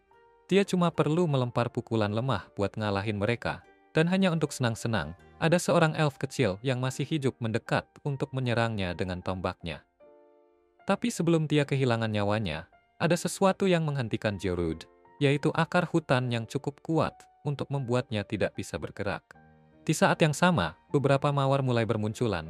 Tanpa membuang waktu, elf itu berhasil menyelamatkan diri tepat pada saat itu. Meski begitu, Jorud tahu ini nggak berarti apa-apa buat dia. Dan meski dia mencoba melepaskan diri, dia akhirnya kelelahan mencoba melakukannya. Ini bukan kebetulan, karena ternyata mawar itu cukup kuat. Akar-akar itu menahan dan menyerap semua mananya, yang menjelaskan kenapa mawar-mawar hitam mulai bermekaran. Disinilah kita melihat dalang dari semuanya, bernama Diajora, menurut elf yang menyelamatkannya, dan kembali bersama para elf. Sedikit demi sedikit, dengan senjata mereka, para elf menghabisi semua semut iblis, memberi Dolan cukup waktu untuk buat mantra hujan panah baru dengan mananya sendiri, meskipun tanpa sihir. Dia tetap bisa mengatasi semua musuh di depannya dengan bakatnya. Kita lihat Christina bareng Selina melakukan cara mereka sendiri buat ngebantu. Dengan itu, Jiao pakai sihirnya supaya hutan membuka jalan secara ajaib. Jadi pasukan pun siap untuk bertaruh. Tapi menurut Dolan, dia tahu masih banyak musuh yang harus dikalahin, dan yang terbaik adalah mendapatkan waktu untuk persiapan bertaruh. Dengan itu, dia nunjukin beberapa kristal sihir. Pasti bakal sangat kuat kalau digunakan untuk melawan si iblis. Tapi pas ngelihat lebih dekat, Selina ingat kalau kristal-kristal ini adalah yang mereka dapetin pertama kali ketemu lawan makhluk umpur. Tanpa buang-buang waktu, mereka langsung pakai itu. Christina juga memanggil sihir angin, ngebuat pedangnya jadi tornado pemotong untuk ngeberesin musuh lebih cepat. Selina sendiri pakai kristal sihir buat ningkatin semua sihir tanahnya. Dan ini lebih dari cukup buat ngalahin para iblis. Melihat kekuatan yang diberikan kristal sihir ini, rasanya rugi buat nggak ikut-ikutan. Setelah dia ngelafal mantra, terlihat api hadir menciptakan mini geng Kidama di area itu. yang waktu meledak, nggak ada lagi musuh di seluruh hutan. Ini bikin Gio lebih tenang, karena tahu sekutunya ternyata kuat banget. Kembali ke Diadora, dia terus ikat Geoda dengan akar-akar sihirnya, sambil minta si iblis buat mikirin semua dosanya. Karena dengan kemunculannya doang, dia udah ngebunuh banyak hewan yang punya peran penting dalam kehidupan hutan. Semua omongan yang diucapin Georud jadi sama aja, karena dia adalah iblis. Buat dia itu cuma bagian dari hidup, di mana yang kuatlah yang menang, ninggalin yang lemah dengan nasib wajar mereka, yaitu kehilangan nyawa. Sebelum dengar lebih jauh, Diadora mutusin buat nyedot lebih banyak mana sebagai hukuman, sambil ngingetin dia satu detail kecil, bahwa saat ini, satu-satunya yang lemah adalah dia sendiri, yang bahkan gak bisa bergerak di depannya. Dan sebagai aksi kasihan terakhir, seharusnya Georud mati. Tapi sebelum cakar menembus dia, kita lihat Rafflesia datang, yang bisa ngebatalin mantra Diadora tanpa alasan yang jelas. Dan karena dia emang sopan, dia ngenalin diri sebagai anggota kedua dari 4 ksatria iblis, yang keberadaannya bisa dirasakan oleh Dolan dan temannya dari kejauhan. Tapi yang mengejutkan, Georud malah adu argumen sama Rafflesia, soalnya nggak ada yang minta bantuan dia. Dan dia hampir bisa bebas sendirian. Tapi Rafflesia ingat omongannya di mana yang pertama nemuin dia jadi buruannya. Karena secara teknis, dia nyelamatin hidupnya, sekarang mereka jadi buruannya. Tapi si iblis nggak mau nerima itu, bersikeras kalau dia hampir ngabisin dia. Tapi di akhir obrolan, Rafflesia ngabaikan dia untuk menghadapi Diadora. Yang tahu betapa sulitnya pertarungan ini, dia manggil semua roh di area itu buat dapetin kekuatan. Meski karena alasan yang aneh, Roro itu kayaknya nggak ngerespon. Rafflesia nanya apakah dia udah minta bantuan dari roh-roh bunga. Karena kebetulan dia di jalan main-main dengan beberapa bunga yang cantik banget. Tapi nggak sengaja nyentuh mereka, jadi mereka udah nggak ada lagi di dunia ini. Dan sebagai info tambahan, si gadis muda ngasih tahu kalau Zelt ngancurin semua roh White Lilium, berkat perintah dari dia. Ini cuma bisa bikin Diadora marah.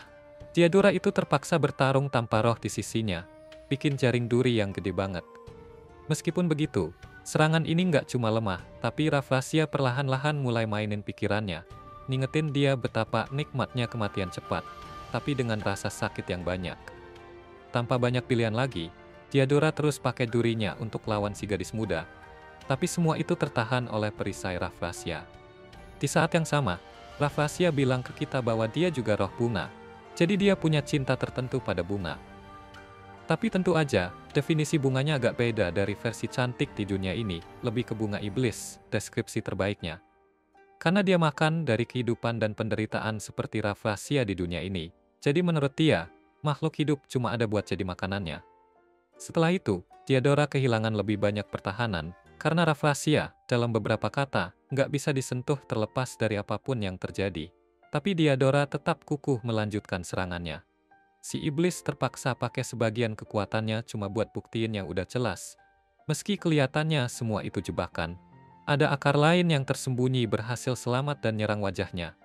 Ngasih Diadora kemenangan kecil karena bisa ngejebak dia. Tapi ini malah dianggap hinaan sama Rafflesia, yang merasa dirinya begitu cantik. Jadi dia mutusin buat akhiri hidup musuhnya, ngeluarin kutukan mematikannya.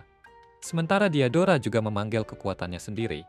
Meski begitu, semua ini nggak berarti buat Georuda yang bosan diabaikan. Jadi dia langsung ke pertarungan buat ngejar darah. Dan meskipun Diadora terus dengan belitan-belitan durinya, kali ini si iblis pengen tes kekuatannya, berhasil ngancurin itu semua. Tapi tanpa sengaja, dia ngelempar Diadora, dan ini bikin Rafflesia dapat kesempatan buat nyentuh musuhnya. Yang dengan luka kecil aja di tubuhnya udah nggak bisa pakai mana sebanyak sebelumnya. Menurut Rafflesia, karena menyentuh makhluk hidup adalah sama dengan memakan mereka, baik kulit, darah, maupun mananya sekaligus. Jadi, dengan dua musuh kuat yang ngejar dia, Diadora cuma pengen satu kesempatan lagi buat balas dendam atas keluarganya yang udah mati.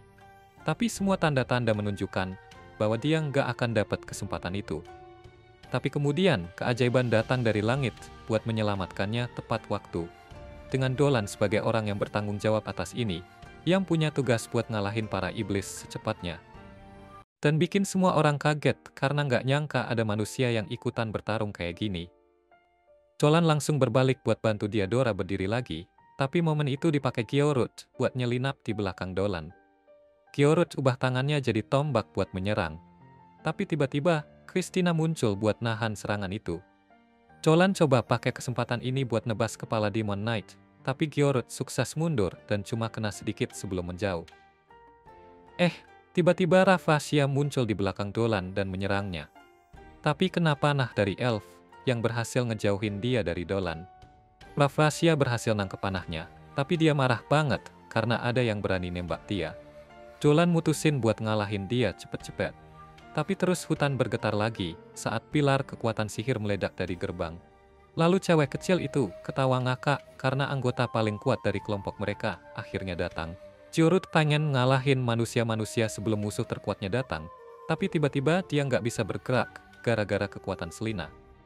Dia turun dari tangga sambil mengubah kemarahannya jadi kekuatan, lalu memanggil ular berkepala 7 buat menyerang Gyorot.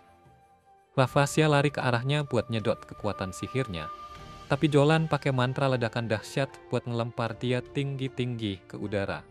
Dan terus disambut tamparan manis dari Diadora pakai salah satu akar mawar miliknya. Sementara itu, Selina udah ngiket Gyorot dengan ularnya, dan Dolan mulai nyiapin mantra api kuat buat ngalahin dia. Tapi tiba-tiba dia ngerasa ada musuh kuat lainnya yang menyerang desa, jadi dia ubah target mantranya ke sana. Terus dari asap ledakannya, muncul Demon Knight gede, bernama Giren.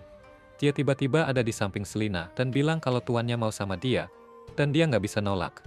Selina jadi takut sama Giren, dan gara-gara itu, dia kurang kenceng nahan Gyorot. Gyorot berhasil ngerobek ular-ular sihirnya, terus bilang ke Giren kalau si gadis Lamia adalah buruannya. Dia nyerang Selina, dan Dolan buru-buru buat nolongin, tapi Christina lebih cepat dan berhasil menangkis serangan si Demon. Gyorot terkesan dengan kekuatan Christina, dan bilang kalau dia pasti manusia super. Dia bilang bakal lebih seru buat bunuh Christina, dan Christina balas dengan bilang biar dia seru-seruan aja sambil mati di tangannya. Christina membangkitkan kekuatan pedang sihirnya dan langsung loncat ke punggung Gyorot sebelum menusuknya. Gyorot jadi marah banget dan Christina nyerang lagi, sementara Selina pakai kekuatannya buat manggil tangan batu dan nahan Giren. Dia minta Dolan biarin aja dia urus si brengsek ini, terus dia meledakkannya dengan serangan sihir gelap. Tapi Giren nggak terluka sama sekali. Selina pakai mantra 7 ular lagi, tapi Giren bilang itu cuma kayak pijatan aja. Dia coba mencekik Giren dengan ularnya, tapi Giren cuma bilang, lebih keras Mommy. Dia bilang ke Selina kalau dia nggak cocok buat berada di medan tempur, karena dia belum siap buat membunuh. Giren ngerobek ular-ular itu dengan kapaknya. Terus nyerang Selina, tapi Dolan berhasil ngeblok ayunan kapaknya. Dolan mengisi tangannya dengan sihir dan memukul Giren hingga terpental. Giren kagum lihat kekuatan Dolan, yang bilang bahwa pertarungan ini sebenarnya udah selesai. Tapi pas itu, Demon Knight terakhir mendarat. Dia mendarat di sana, dan dalam sekali pandang, Dolan tahu kalau demon ini cukup kuat. Giren mundur, dan biarin si pendatang baru yang pegang kendali pertarungan. Dari cara Dolan lihat, dia bukan demon barbar, yang cuma mau nyakitin orang buat senang-senang aja. Malah, dia lebih kayak pecandu pertarungan yang suka adu kuat sama lawan tangguh. Demon keempat ini bilang kalau Jolan bener-bener hebat bisa nyakitin salah satu temannya. Dia cabut pedang raksasanya dan bilang dia akan nikmatin pertarungan ini sepenuhnya. Jolan langsung menyerang dan pedangnya berbenturan dengan pedang si Demon yang terkesan sama kekuatannya Dolan. Si Demon bilang kalau Jolan ngingetin dia sama seseorang, tapi jelas nggak mungkin mereka berhubungan. Si Demon lalu menyerang Dolan dengan 2 pedangnya. Tapi Dolan berhasil menangkis serangannya dengan teknik naga, membuat si Demon kaget. Jolan sadar si Demon bisa ngeliat trik itu, dan langsung menyerang lagi sebelum si Demon bisa pulih. Si Demon coba ngebalas, tapi Dolan pakai mantra ledakan dari jarak sangat dekat. Meski begitu, si Demon masih bisa selamat. Dolan bilang dari awal emang dia kelihatan beda sama Demon yang lain, tapi jelas Dolan jauh lebih unggul dari dia. Ini cuma bisa terjadi kalau demon itu adalah dewa yang jatuh. Dan si demon terkesan karena Dolan bisa ngumpulin informasi sebanyak itu hanya dari interaksi singkat. Dia tahu Dolan juga menyimpan rahasia, tapi dia memutuskan untuk berbicara dengan senjata, bukan kata-kata. Dolan sadar bahwa dia nggak bisa ngalahin demon itu dalam bentuk manusianya. Tapi kalau dia berubah jadi naga, desa elf bisa hancur karena kekuatannya. Tiba-tiba, si demon menyerang dan memaksa Dolan mundur dengan serangan membabi buta. Tapi Dolan menemukan kesempatan untuk serangan balik. Sayangnya, serangannya terlalu dangkal, dan si demon tertawa, bilang ini hari keberuntungannya karena bisa bertarung dengan musuh yang kuat. Si demon mulai mengumpulkan mananya, dan Raffrasia serta Kyorut melompat ke atas, bilang ke Dolan kalau mereka masih dalam pertarungan.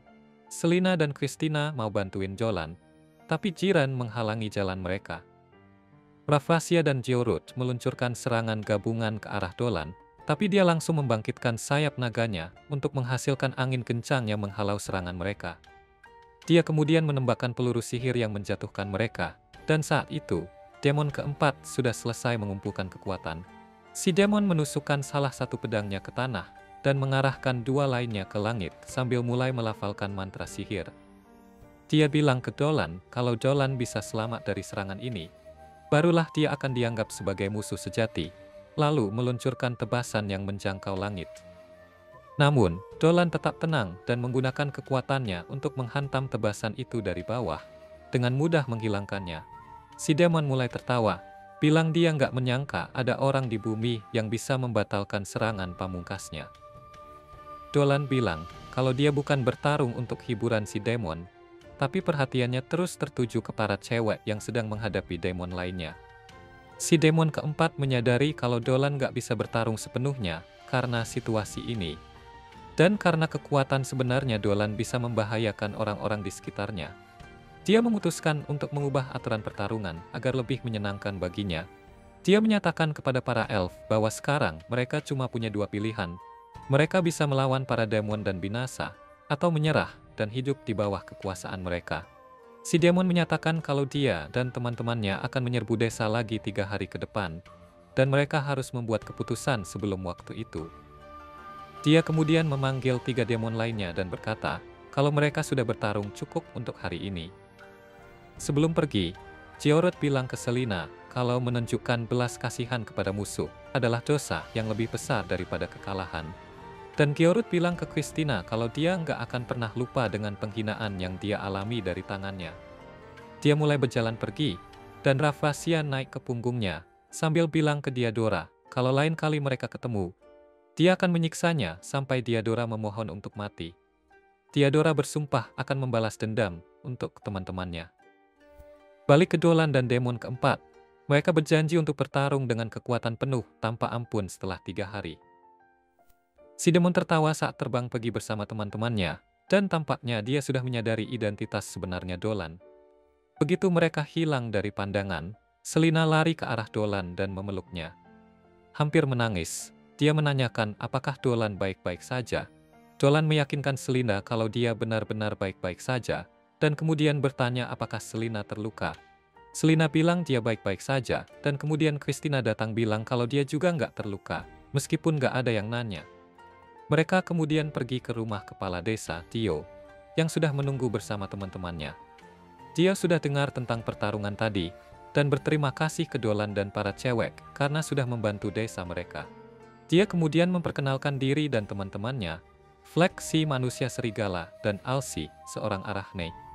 Kepala desa bilang karena masalah ini lebih besar dari sekadar suku mereka, mereka memutuskan untuk meminta saran dan bantuan dari orang-orang di kerajaan juga. Tiba-tiba, kepala sekolah elf, Olivia, datang untuk mewakili kerajaan manusia, membuat Dolan dan yang lainnya kaget. Dia cerita kalau dia lahir di desa ini, dan datang buat bantu, kayak mereka. Ketua Deo manggil semua dewan buat rapat, dan kasih tahu kalau mereka nggak bakal cuma duduk-duduk aja nungguin para iblis balik. Mereka rencana buat serang balik besok pagi dengan semua kekuatan yang mereka punya, dan rebut gerbangnya. Kalau gerbang itu nggak ada, para iblis bakal keusir dari dunia kita dan balik ke neraka. Harapannya, setelah ancamannya hilang, hutan bisa mulai kembali pulih. Dolan siap buat bertarung dan bilang kalau mereka ada di sini buat bantu sebisa mungkin. Fleck manusia serigala juga ngerasa sama kayak anggota dewan lainnya. Waktu dia bilang kalau dia malu harus minta bantuan Dolan. Emang sedih sih, pas warga hutan nggak bisa selamatin diri mereka sendiri tanpa bantuan dari luar. Tapi mereka semua tahu kalau bukan karena campur tangan para pahlawan kita, hutan mungkin udah hancur lebur. Hutan itu kemungkinan besar bakal dikuasai sama kejahatan. Olivia menjamin timnya dan bilang kalau kabar udah dikirim ke dunia luar juga. Kalau mereka gagal dalam serangannya, paling nggak orang-orang yang datang, lalu mereka bisa lanjutin pertarungannya. Dolan kagum sama semangat juang para elf dan bertekad untuk bersemangat juga. Dia, Christina, dan Selina janji buat memenuhi harapan mereka dan ngusir musuh dari hutan mereka, apapun yang terjadi. Sementara itu, para ksatria iblis lagi ngumpul, dan suasananya nggak begitu asik. Setelah kalah dari sekumpulan manusia dan elf, monster-monster neraka itu moodnya lagi jelek semua.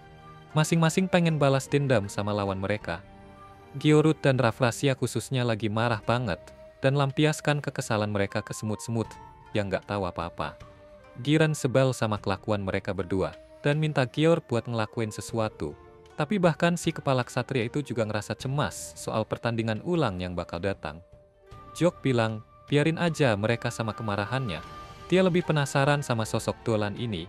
Ada sesuatu dari anak itu yang dia kenali, dan kalau dia benar, maka pertarungan yang akan datang ini bakal jadi yang terbesar dalam hidup mereka. Kiran si iblis berlapis baja kaget dengar itu dari si Kyork. Sementara semut malang lewat terbang di dekat kepalanya. Dia pikir nggak ada yang bisa jadi tantangan buat Kyork di dunia ini. Tapi menurut penjelasan si ksatria, Dolan bukan dari dunia ini sama sekali. Kemampuan, aura, dan sihir yang dipakai Dolan ngasih petunjuk tentang sesuatu yang pernah Kyork alami dulu sebelum jatuh menjadi iblis. Dan kita ngeliat kilas balik ke momen itu. Kyork dulunya bukan iblis seperti sekarang. Di masa lalu yang jauh, dia pernah jadi tentara suci dari penguasa Ardas yang sering bertarung melawan para dewa iblis. Dalam pertempuran ini, dia dan teman-teman tentaranya lagi ngerasa kacau setelah pertempuran yang buruk, di mana cuma sedikit dari mereka yang selamat. Meski lemah dan terluka, Jok bilang ke malaikat lainnya kalau mereka perlu kumpul lagi sama tuan mereka dan lanjutin pertempuran ini. Tapi, kata-katanya terputus ketika tiba-tiba ada sesuatu yang besar muncul di Cakrawala. Dia terkejut, lihat Dewa Naga Tua yang dengan gampangnya mengusir musuh, bikin kekacauan di barisan mereka, dan nyebarin rasa takut di antara para iblis. Cuma ngelihat hal itu aja udah bikin Kyork kagum, dan dia masih ingat momen itu sampai sekarang. Di masa kini, dia kesulitan ngerti gimana naga besar dan menakutkan itu sekarang jadi manusia biasa. Tapi dia nggak kecewa. Malah, ini bikin dia makin semangat. Bertarung melawan naga kuno bakal jadi ujian yang hebat buat kemampuan bertarungnya, dan si dewa jatuh nggak sabar nunggu untuk bertarung lagi dengan Dolan. Balik lagi di desa elf, Theodora lagi dilanda badai perasaan pas Dolan datang menghampiri. Dia kasih peringatan ke pahlawan kita, kalau dia lagi nggak mood banget, dan jangan salahkan dia kalau dia bertindak gegabah kalau Dolan seenaknya aja mendekat. Dolan bilang dia cuma mau bicara sedikit, dan pas Theodora mau ngomel, dia sadar Dolan ternyata udah ada di sebelahnya.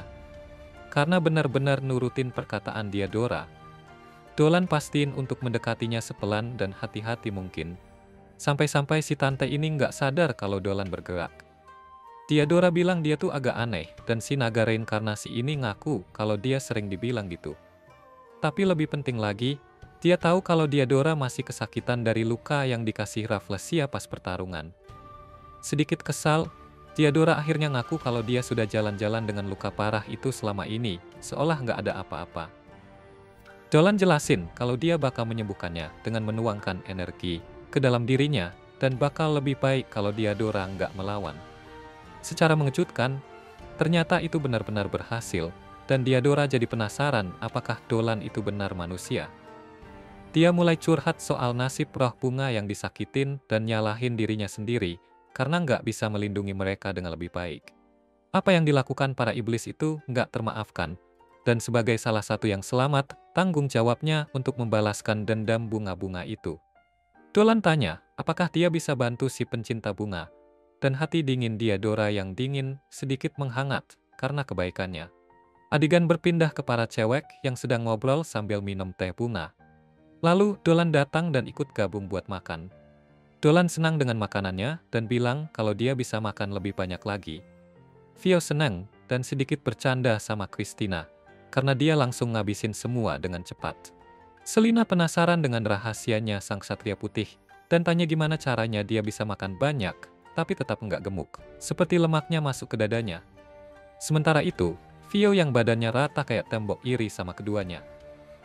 Para cewek sadar kalau Dolan lagi ngeliatin mereka dan langsung negur dia. Padahal, cowok kita ini cuma lagi berusaha nikmatin makanannya. Tapi dengan santainya dia bilang ke cewek-cewek itu, kalau nggak ada dari mereka yang perlu iri. Setelah makan malam selesai, kelompok ini mutusin buat istirahat. Dan Selina nawarin buat bawain piring Dolan. Tapi pas dia melakukannya, Dolan perhatiin ada getaran di tangannya. Malam harinya, Dolan bangun dan sadar kalau si cewek ular menghilang dari tempat tidurnya. Dia nemuin Selina duduk sendirian di balkon yang menghadap Tessa. Dia bisa langsung tahu kalau Selina lebih dari sekadar gugup. Jadi dia memutuskan untuk menemaninya. Dolan bilang kalau pemandangan desa elf dari sini itu benar-benar menakjubkan. Di bawah sinar bulan tengah malam, desa itu terlihat sangat megah dan bikin hati jadi tenang. Seakan hati ini cuma buat melihatnya. Dolan lalu tanya apakah dia baik-baik aja. Setelah pertempuran dengan para iblis, Selina jadi bertingkah aneh. Dan Dolan pengen tahu apakah dia takut. Selina jelasin kalau dia sebenarnya nggak takut sama iblis-iblis itu. Tapi ceritanya agak rumit. Dia ingat saat dia udah berhasil menangkap salah satu dari mereka. Tapi nggak bisa membunuh dia.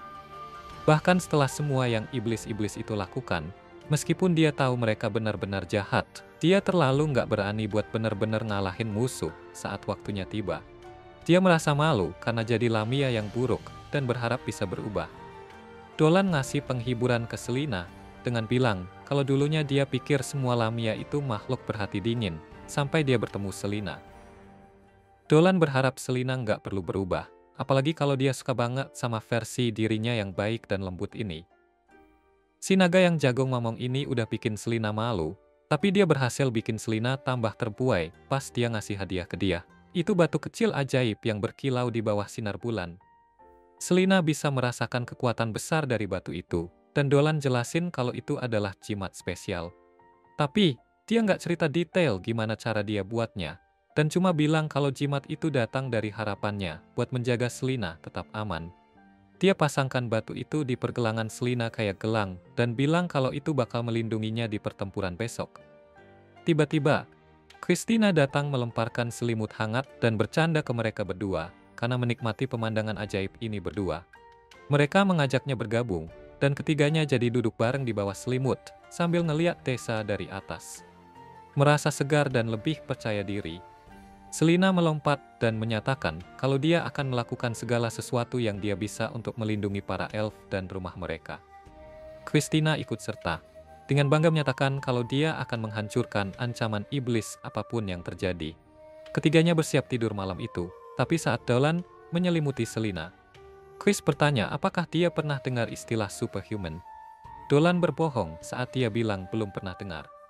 Keesokan paginya, kita lihat orang-orang dari hutan berkumpul dari berbagai penjuru, siap berangkat berperang. Cio memberikan pidato semangat, mengutuk para iblis dan membangkitkan semangat para pejuang.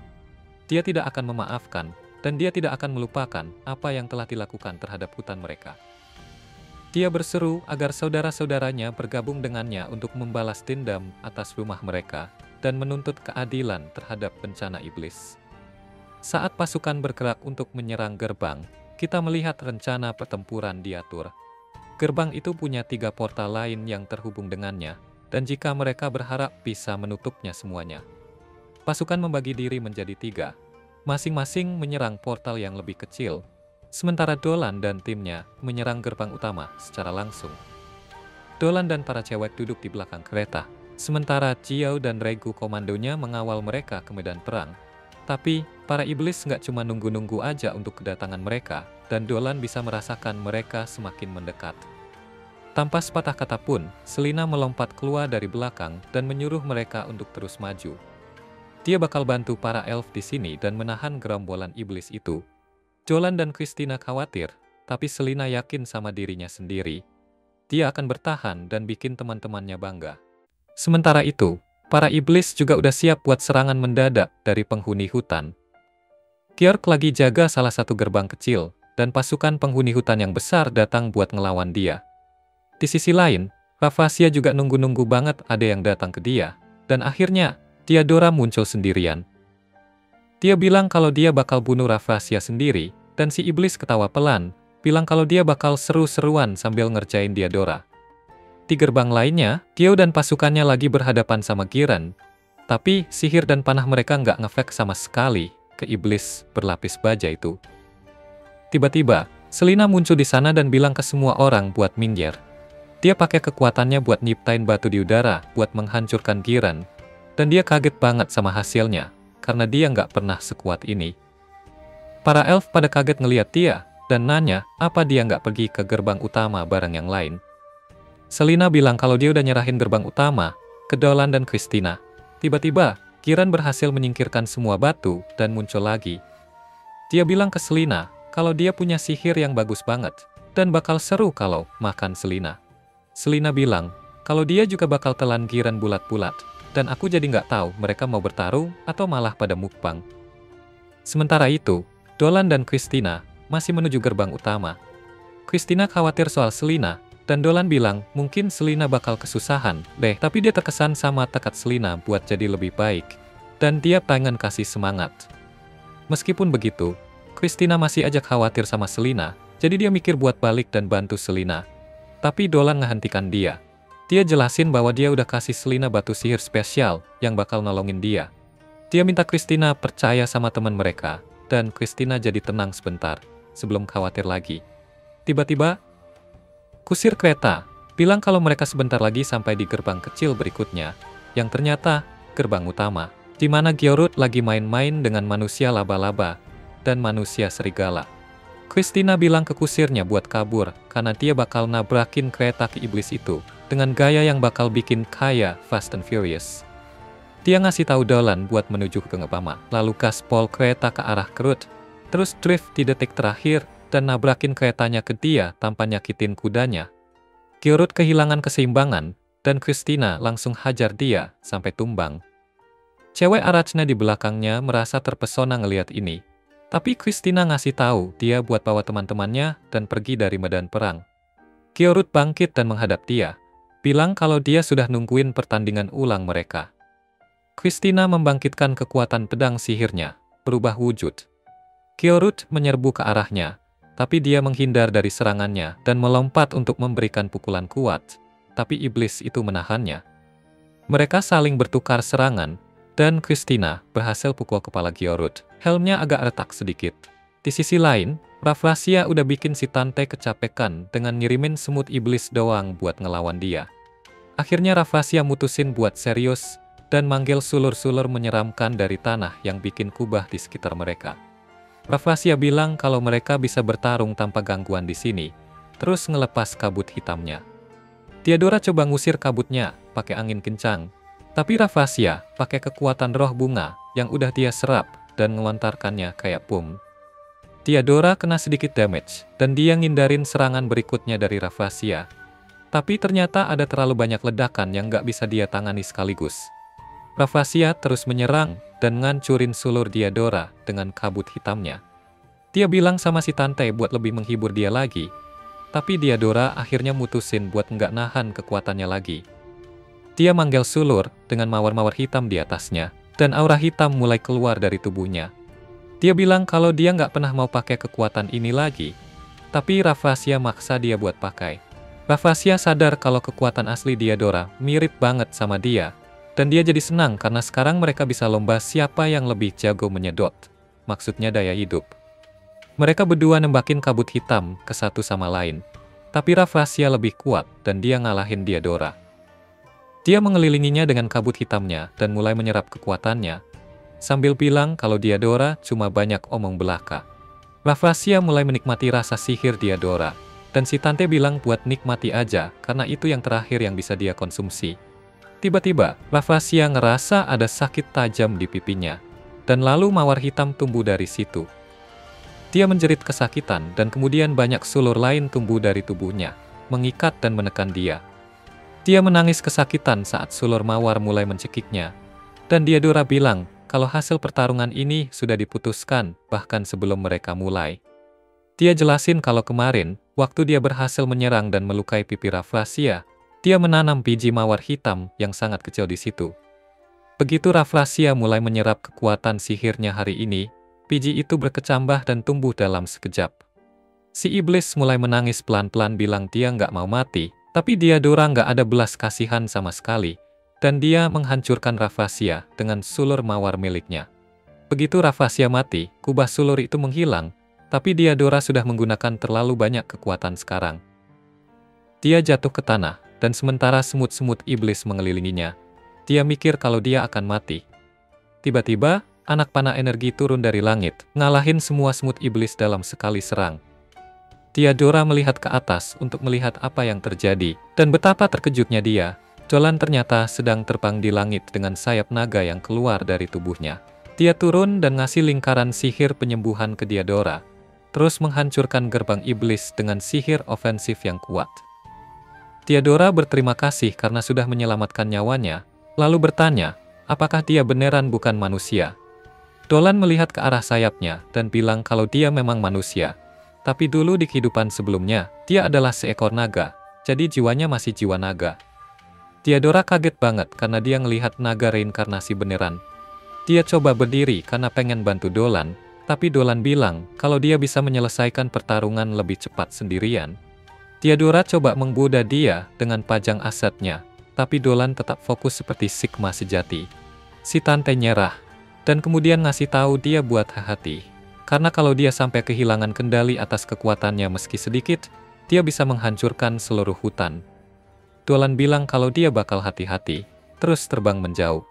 Di medan perang lain, sementara para elf menahan Kiren, Kyo dan Vio sibuk ngerawat Selina yang terluka, yang ekornya ketusuk ranting tajam. Dia hampir nggak sadar, dan dia bahkan nggak ngerti kenapa Vio kedengeran khawatir banget sampai dia lihat ekornya. Dia panik, dan Jio buru-buru cabut duri dari ekornya. Dia mau ngasih mantra penghilang rasa sakit ke Selina, tapi tiba-tiba batu sihir yang Dolan kasih aktif, langsung nyembuhin lukanya. Kedua elf itu kaget ngelihatnya, tapi kemudian mereka sadar kalau Kiren sedang menuju ke arah mereka.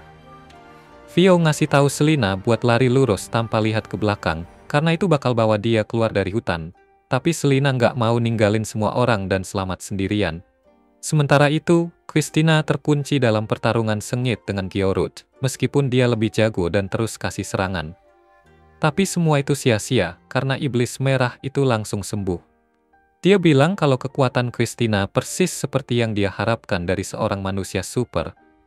Dan Christina akhirnya kesal. Nanya maksudnya apaan sih? Si iblis ketawa karena sadar kalau cewek ini nggak tahu dia itu siapa. Dia kasih tahu kalau manusia super itu termasuk golongan langka di antara manusia yang jauh lebih kuat dan pintar dari manusia biasa terbaik sekalipun. Tapi, orang-orang biasa ngelihat manusia super dengan takut dan jijik, karena mereka nggak bisa nerima mereka. Kata-kata itu menggali memori yang nggak mau diingat Christina, dan dia marah. Gyorut bilang kalau manusia super pernah bunuh iblis, dewa jahat, dan bahkan dewa naga terkuat. Christina kaget denger itu, dan Gyorut ulang lagi kalau pahlawan yang bunuh dewa naga itu adalah manusia super. Dia tiba-tiba ingat lagu lama tentang naga dan sang pahlawan, tapi denger detail tentang manusia super entah gimana ngebangkitin kekuatan asli miliknya. Dia menyerbu Gyorut, menebas tangan dan kakinya tanpa kesulitan. Setelah menyadari kalau dia nggak bisa menang, dia nyerah dan bilang penasaran gimana rasanya si naga ketika dibunuh oleh sang pahlawan. Christina langsung menebas kepalanya, dan setelah Gyorut menghilang, dia mulai mikir tentang lagu yang bilang kalau pahlawan dan naga itu dulunya teman. Dia sadar kalau pahlawan itu pasti mengkhianati naga dan membunuhnya, dan si naga pasti benar-benar dendam padanya. Di sisi lain, Dolan akhirnya sampai di gerbang utama, di mana Jok sedang sabar menunggunya. Jok membungkuk padanya, bilang kalau sejak dia lihat Dolan di Perang Dewa, dia selalu pengen bertarung melawan dia. Dolan nanya kalau Jok tahu wujud aslinya, kenapa dia mau bunuh diri dengan melawannya. Jok bilang kalau dia cuma kecanduan pertarungan, dan karena sekarang Dolan ada di tubuh manusia, dia mungkin bisa ngalahin Dolan. Dia bilang ke Dolan bahwa dia nggak bisa pakai seluruh kekuatannya di hutan ini, dan menyarankan Georg untuk pindah ke alam iblis, di mana dia bisa menggunakan kemampuannya tanpa harus menahan diri. Dolan setuju dengan saran itu, dan mereka masuk ke alam iblis untuk menyelesaikan pertarungan mereka. Di sisi lain, Vio sekali lagi bilang ke Selina buat kabur dan jangan lihat ke belakang. Dia pergi buat berjuang bareng elf-elf lainnya, sementara Selina merasa bingung mau ngapain selanjutnya. dia bilang benar-benar takut, dan pada akhirnya, dia nggak pernah bisa benar-benar nyakitin musuhnya. Meskipun gitu, dia pengen balik ke pertempuran, tapi pas pohon-pohon mulai nutup jalan, dia nyadar kalau tubuhnya nggak mau gerak sesuai keinginannya. Dia mulai nangis, bingung apa yang harus dia lakuin sekarang. Di luar, elf-elf lagi bertahan melawan Jiren. Vio mengikat lengannya pakai sihir pohonnya, dan pas dia berhasil bebas, Jio nembakin anak panah ke sandi yang terbuka, dan elf lainnya nembakin serangan petir buat kasih damage lebih banyak. Jiren puji koordinasi mereka, terus bilang ke mereka bahwa kekuatan serangan segini nggak bakal bisa ngalahin dia. Tiba-tiba, perutnya berubah jadi 6 tentakel dengan belati tajam di ujungnya. Semua orang kaget saat melihat itu. Kiran bilang ke mereka bahwa dia bisa mengubah seluruh tubuhnya sesuai keinginannya. Dan armornya sama helmnya juga bagian dari tubuhnya. Dia nyerang elf-elf pakai tentakelnya, dan Selina dengar jeritan keras mereka. Dia langsung coba merangkak ke arah mereka, tapi dia ngerasa tubuhnya masih sakit banget. Untungnya, dia bisa gerak sekarang. Dia lihat batu sihir yang Dolan kasih, dan dia minta supaya kasih dia kekuatan biar bisa melindungi teman-temannya dari bahaya. Di luar, Jiren udah kalahin semua elf, dan dia mengangkat Kyo di bagian kepalanya, nanya apakah ini semua yang bisa dilakukan orang-orangnya. Dia ngelempar Kyo, tapi pas dia mau ngasih serangan terakhir, Selina datang dan mengikatnya dengan rantai sihir yang kuat. Semua orang kaget ngeliat dia, dan Kiran ketawa, bilang kalau dia bakal jadi lawan yang lebih seru dibanding elf-elf itu. Dia merobek rantai tersebut lalu, dia mengarahkan tentakelnya ke Selina. Tapi Selina manggil ular sihirnya yang gigit tentakel-tentakel itu. Kiran mutusin buat nyerang dia secara langsung. Tapi dia manggil kepalan tangan raksasa dari tanah dan mukul Kiran jauh.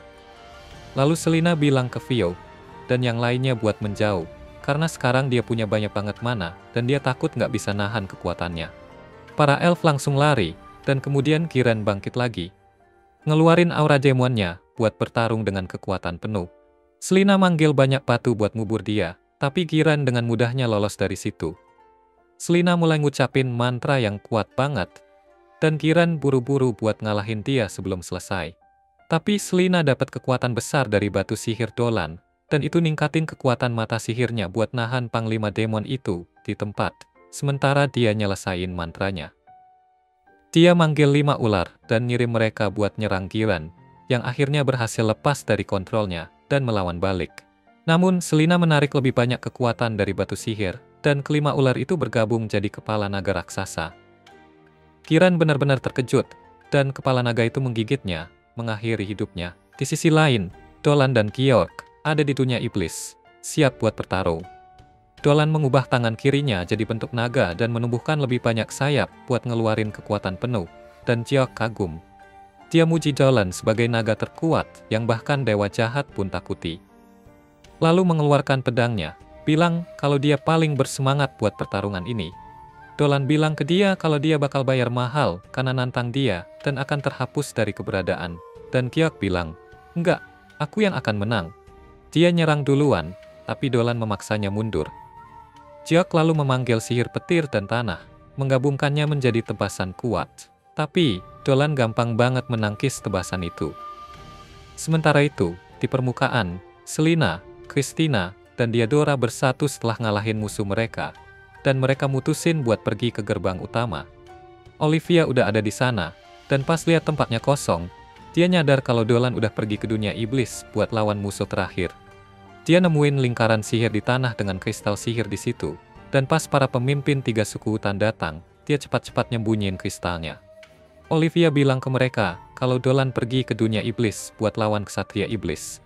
Dan Tante Laba-Laba ngusulin buat ngancurin gerbangnya selagi bisa, biar hutan tetap aman.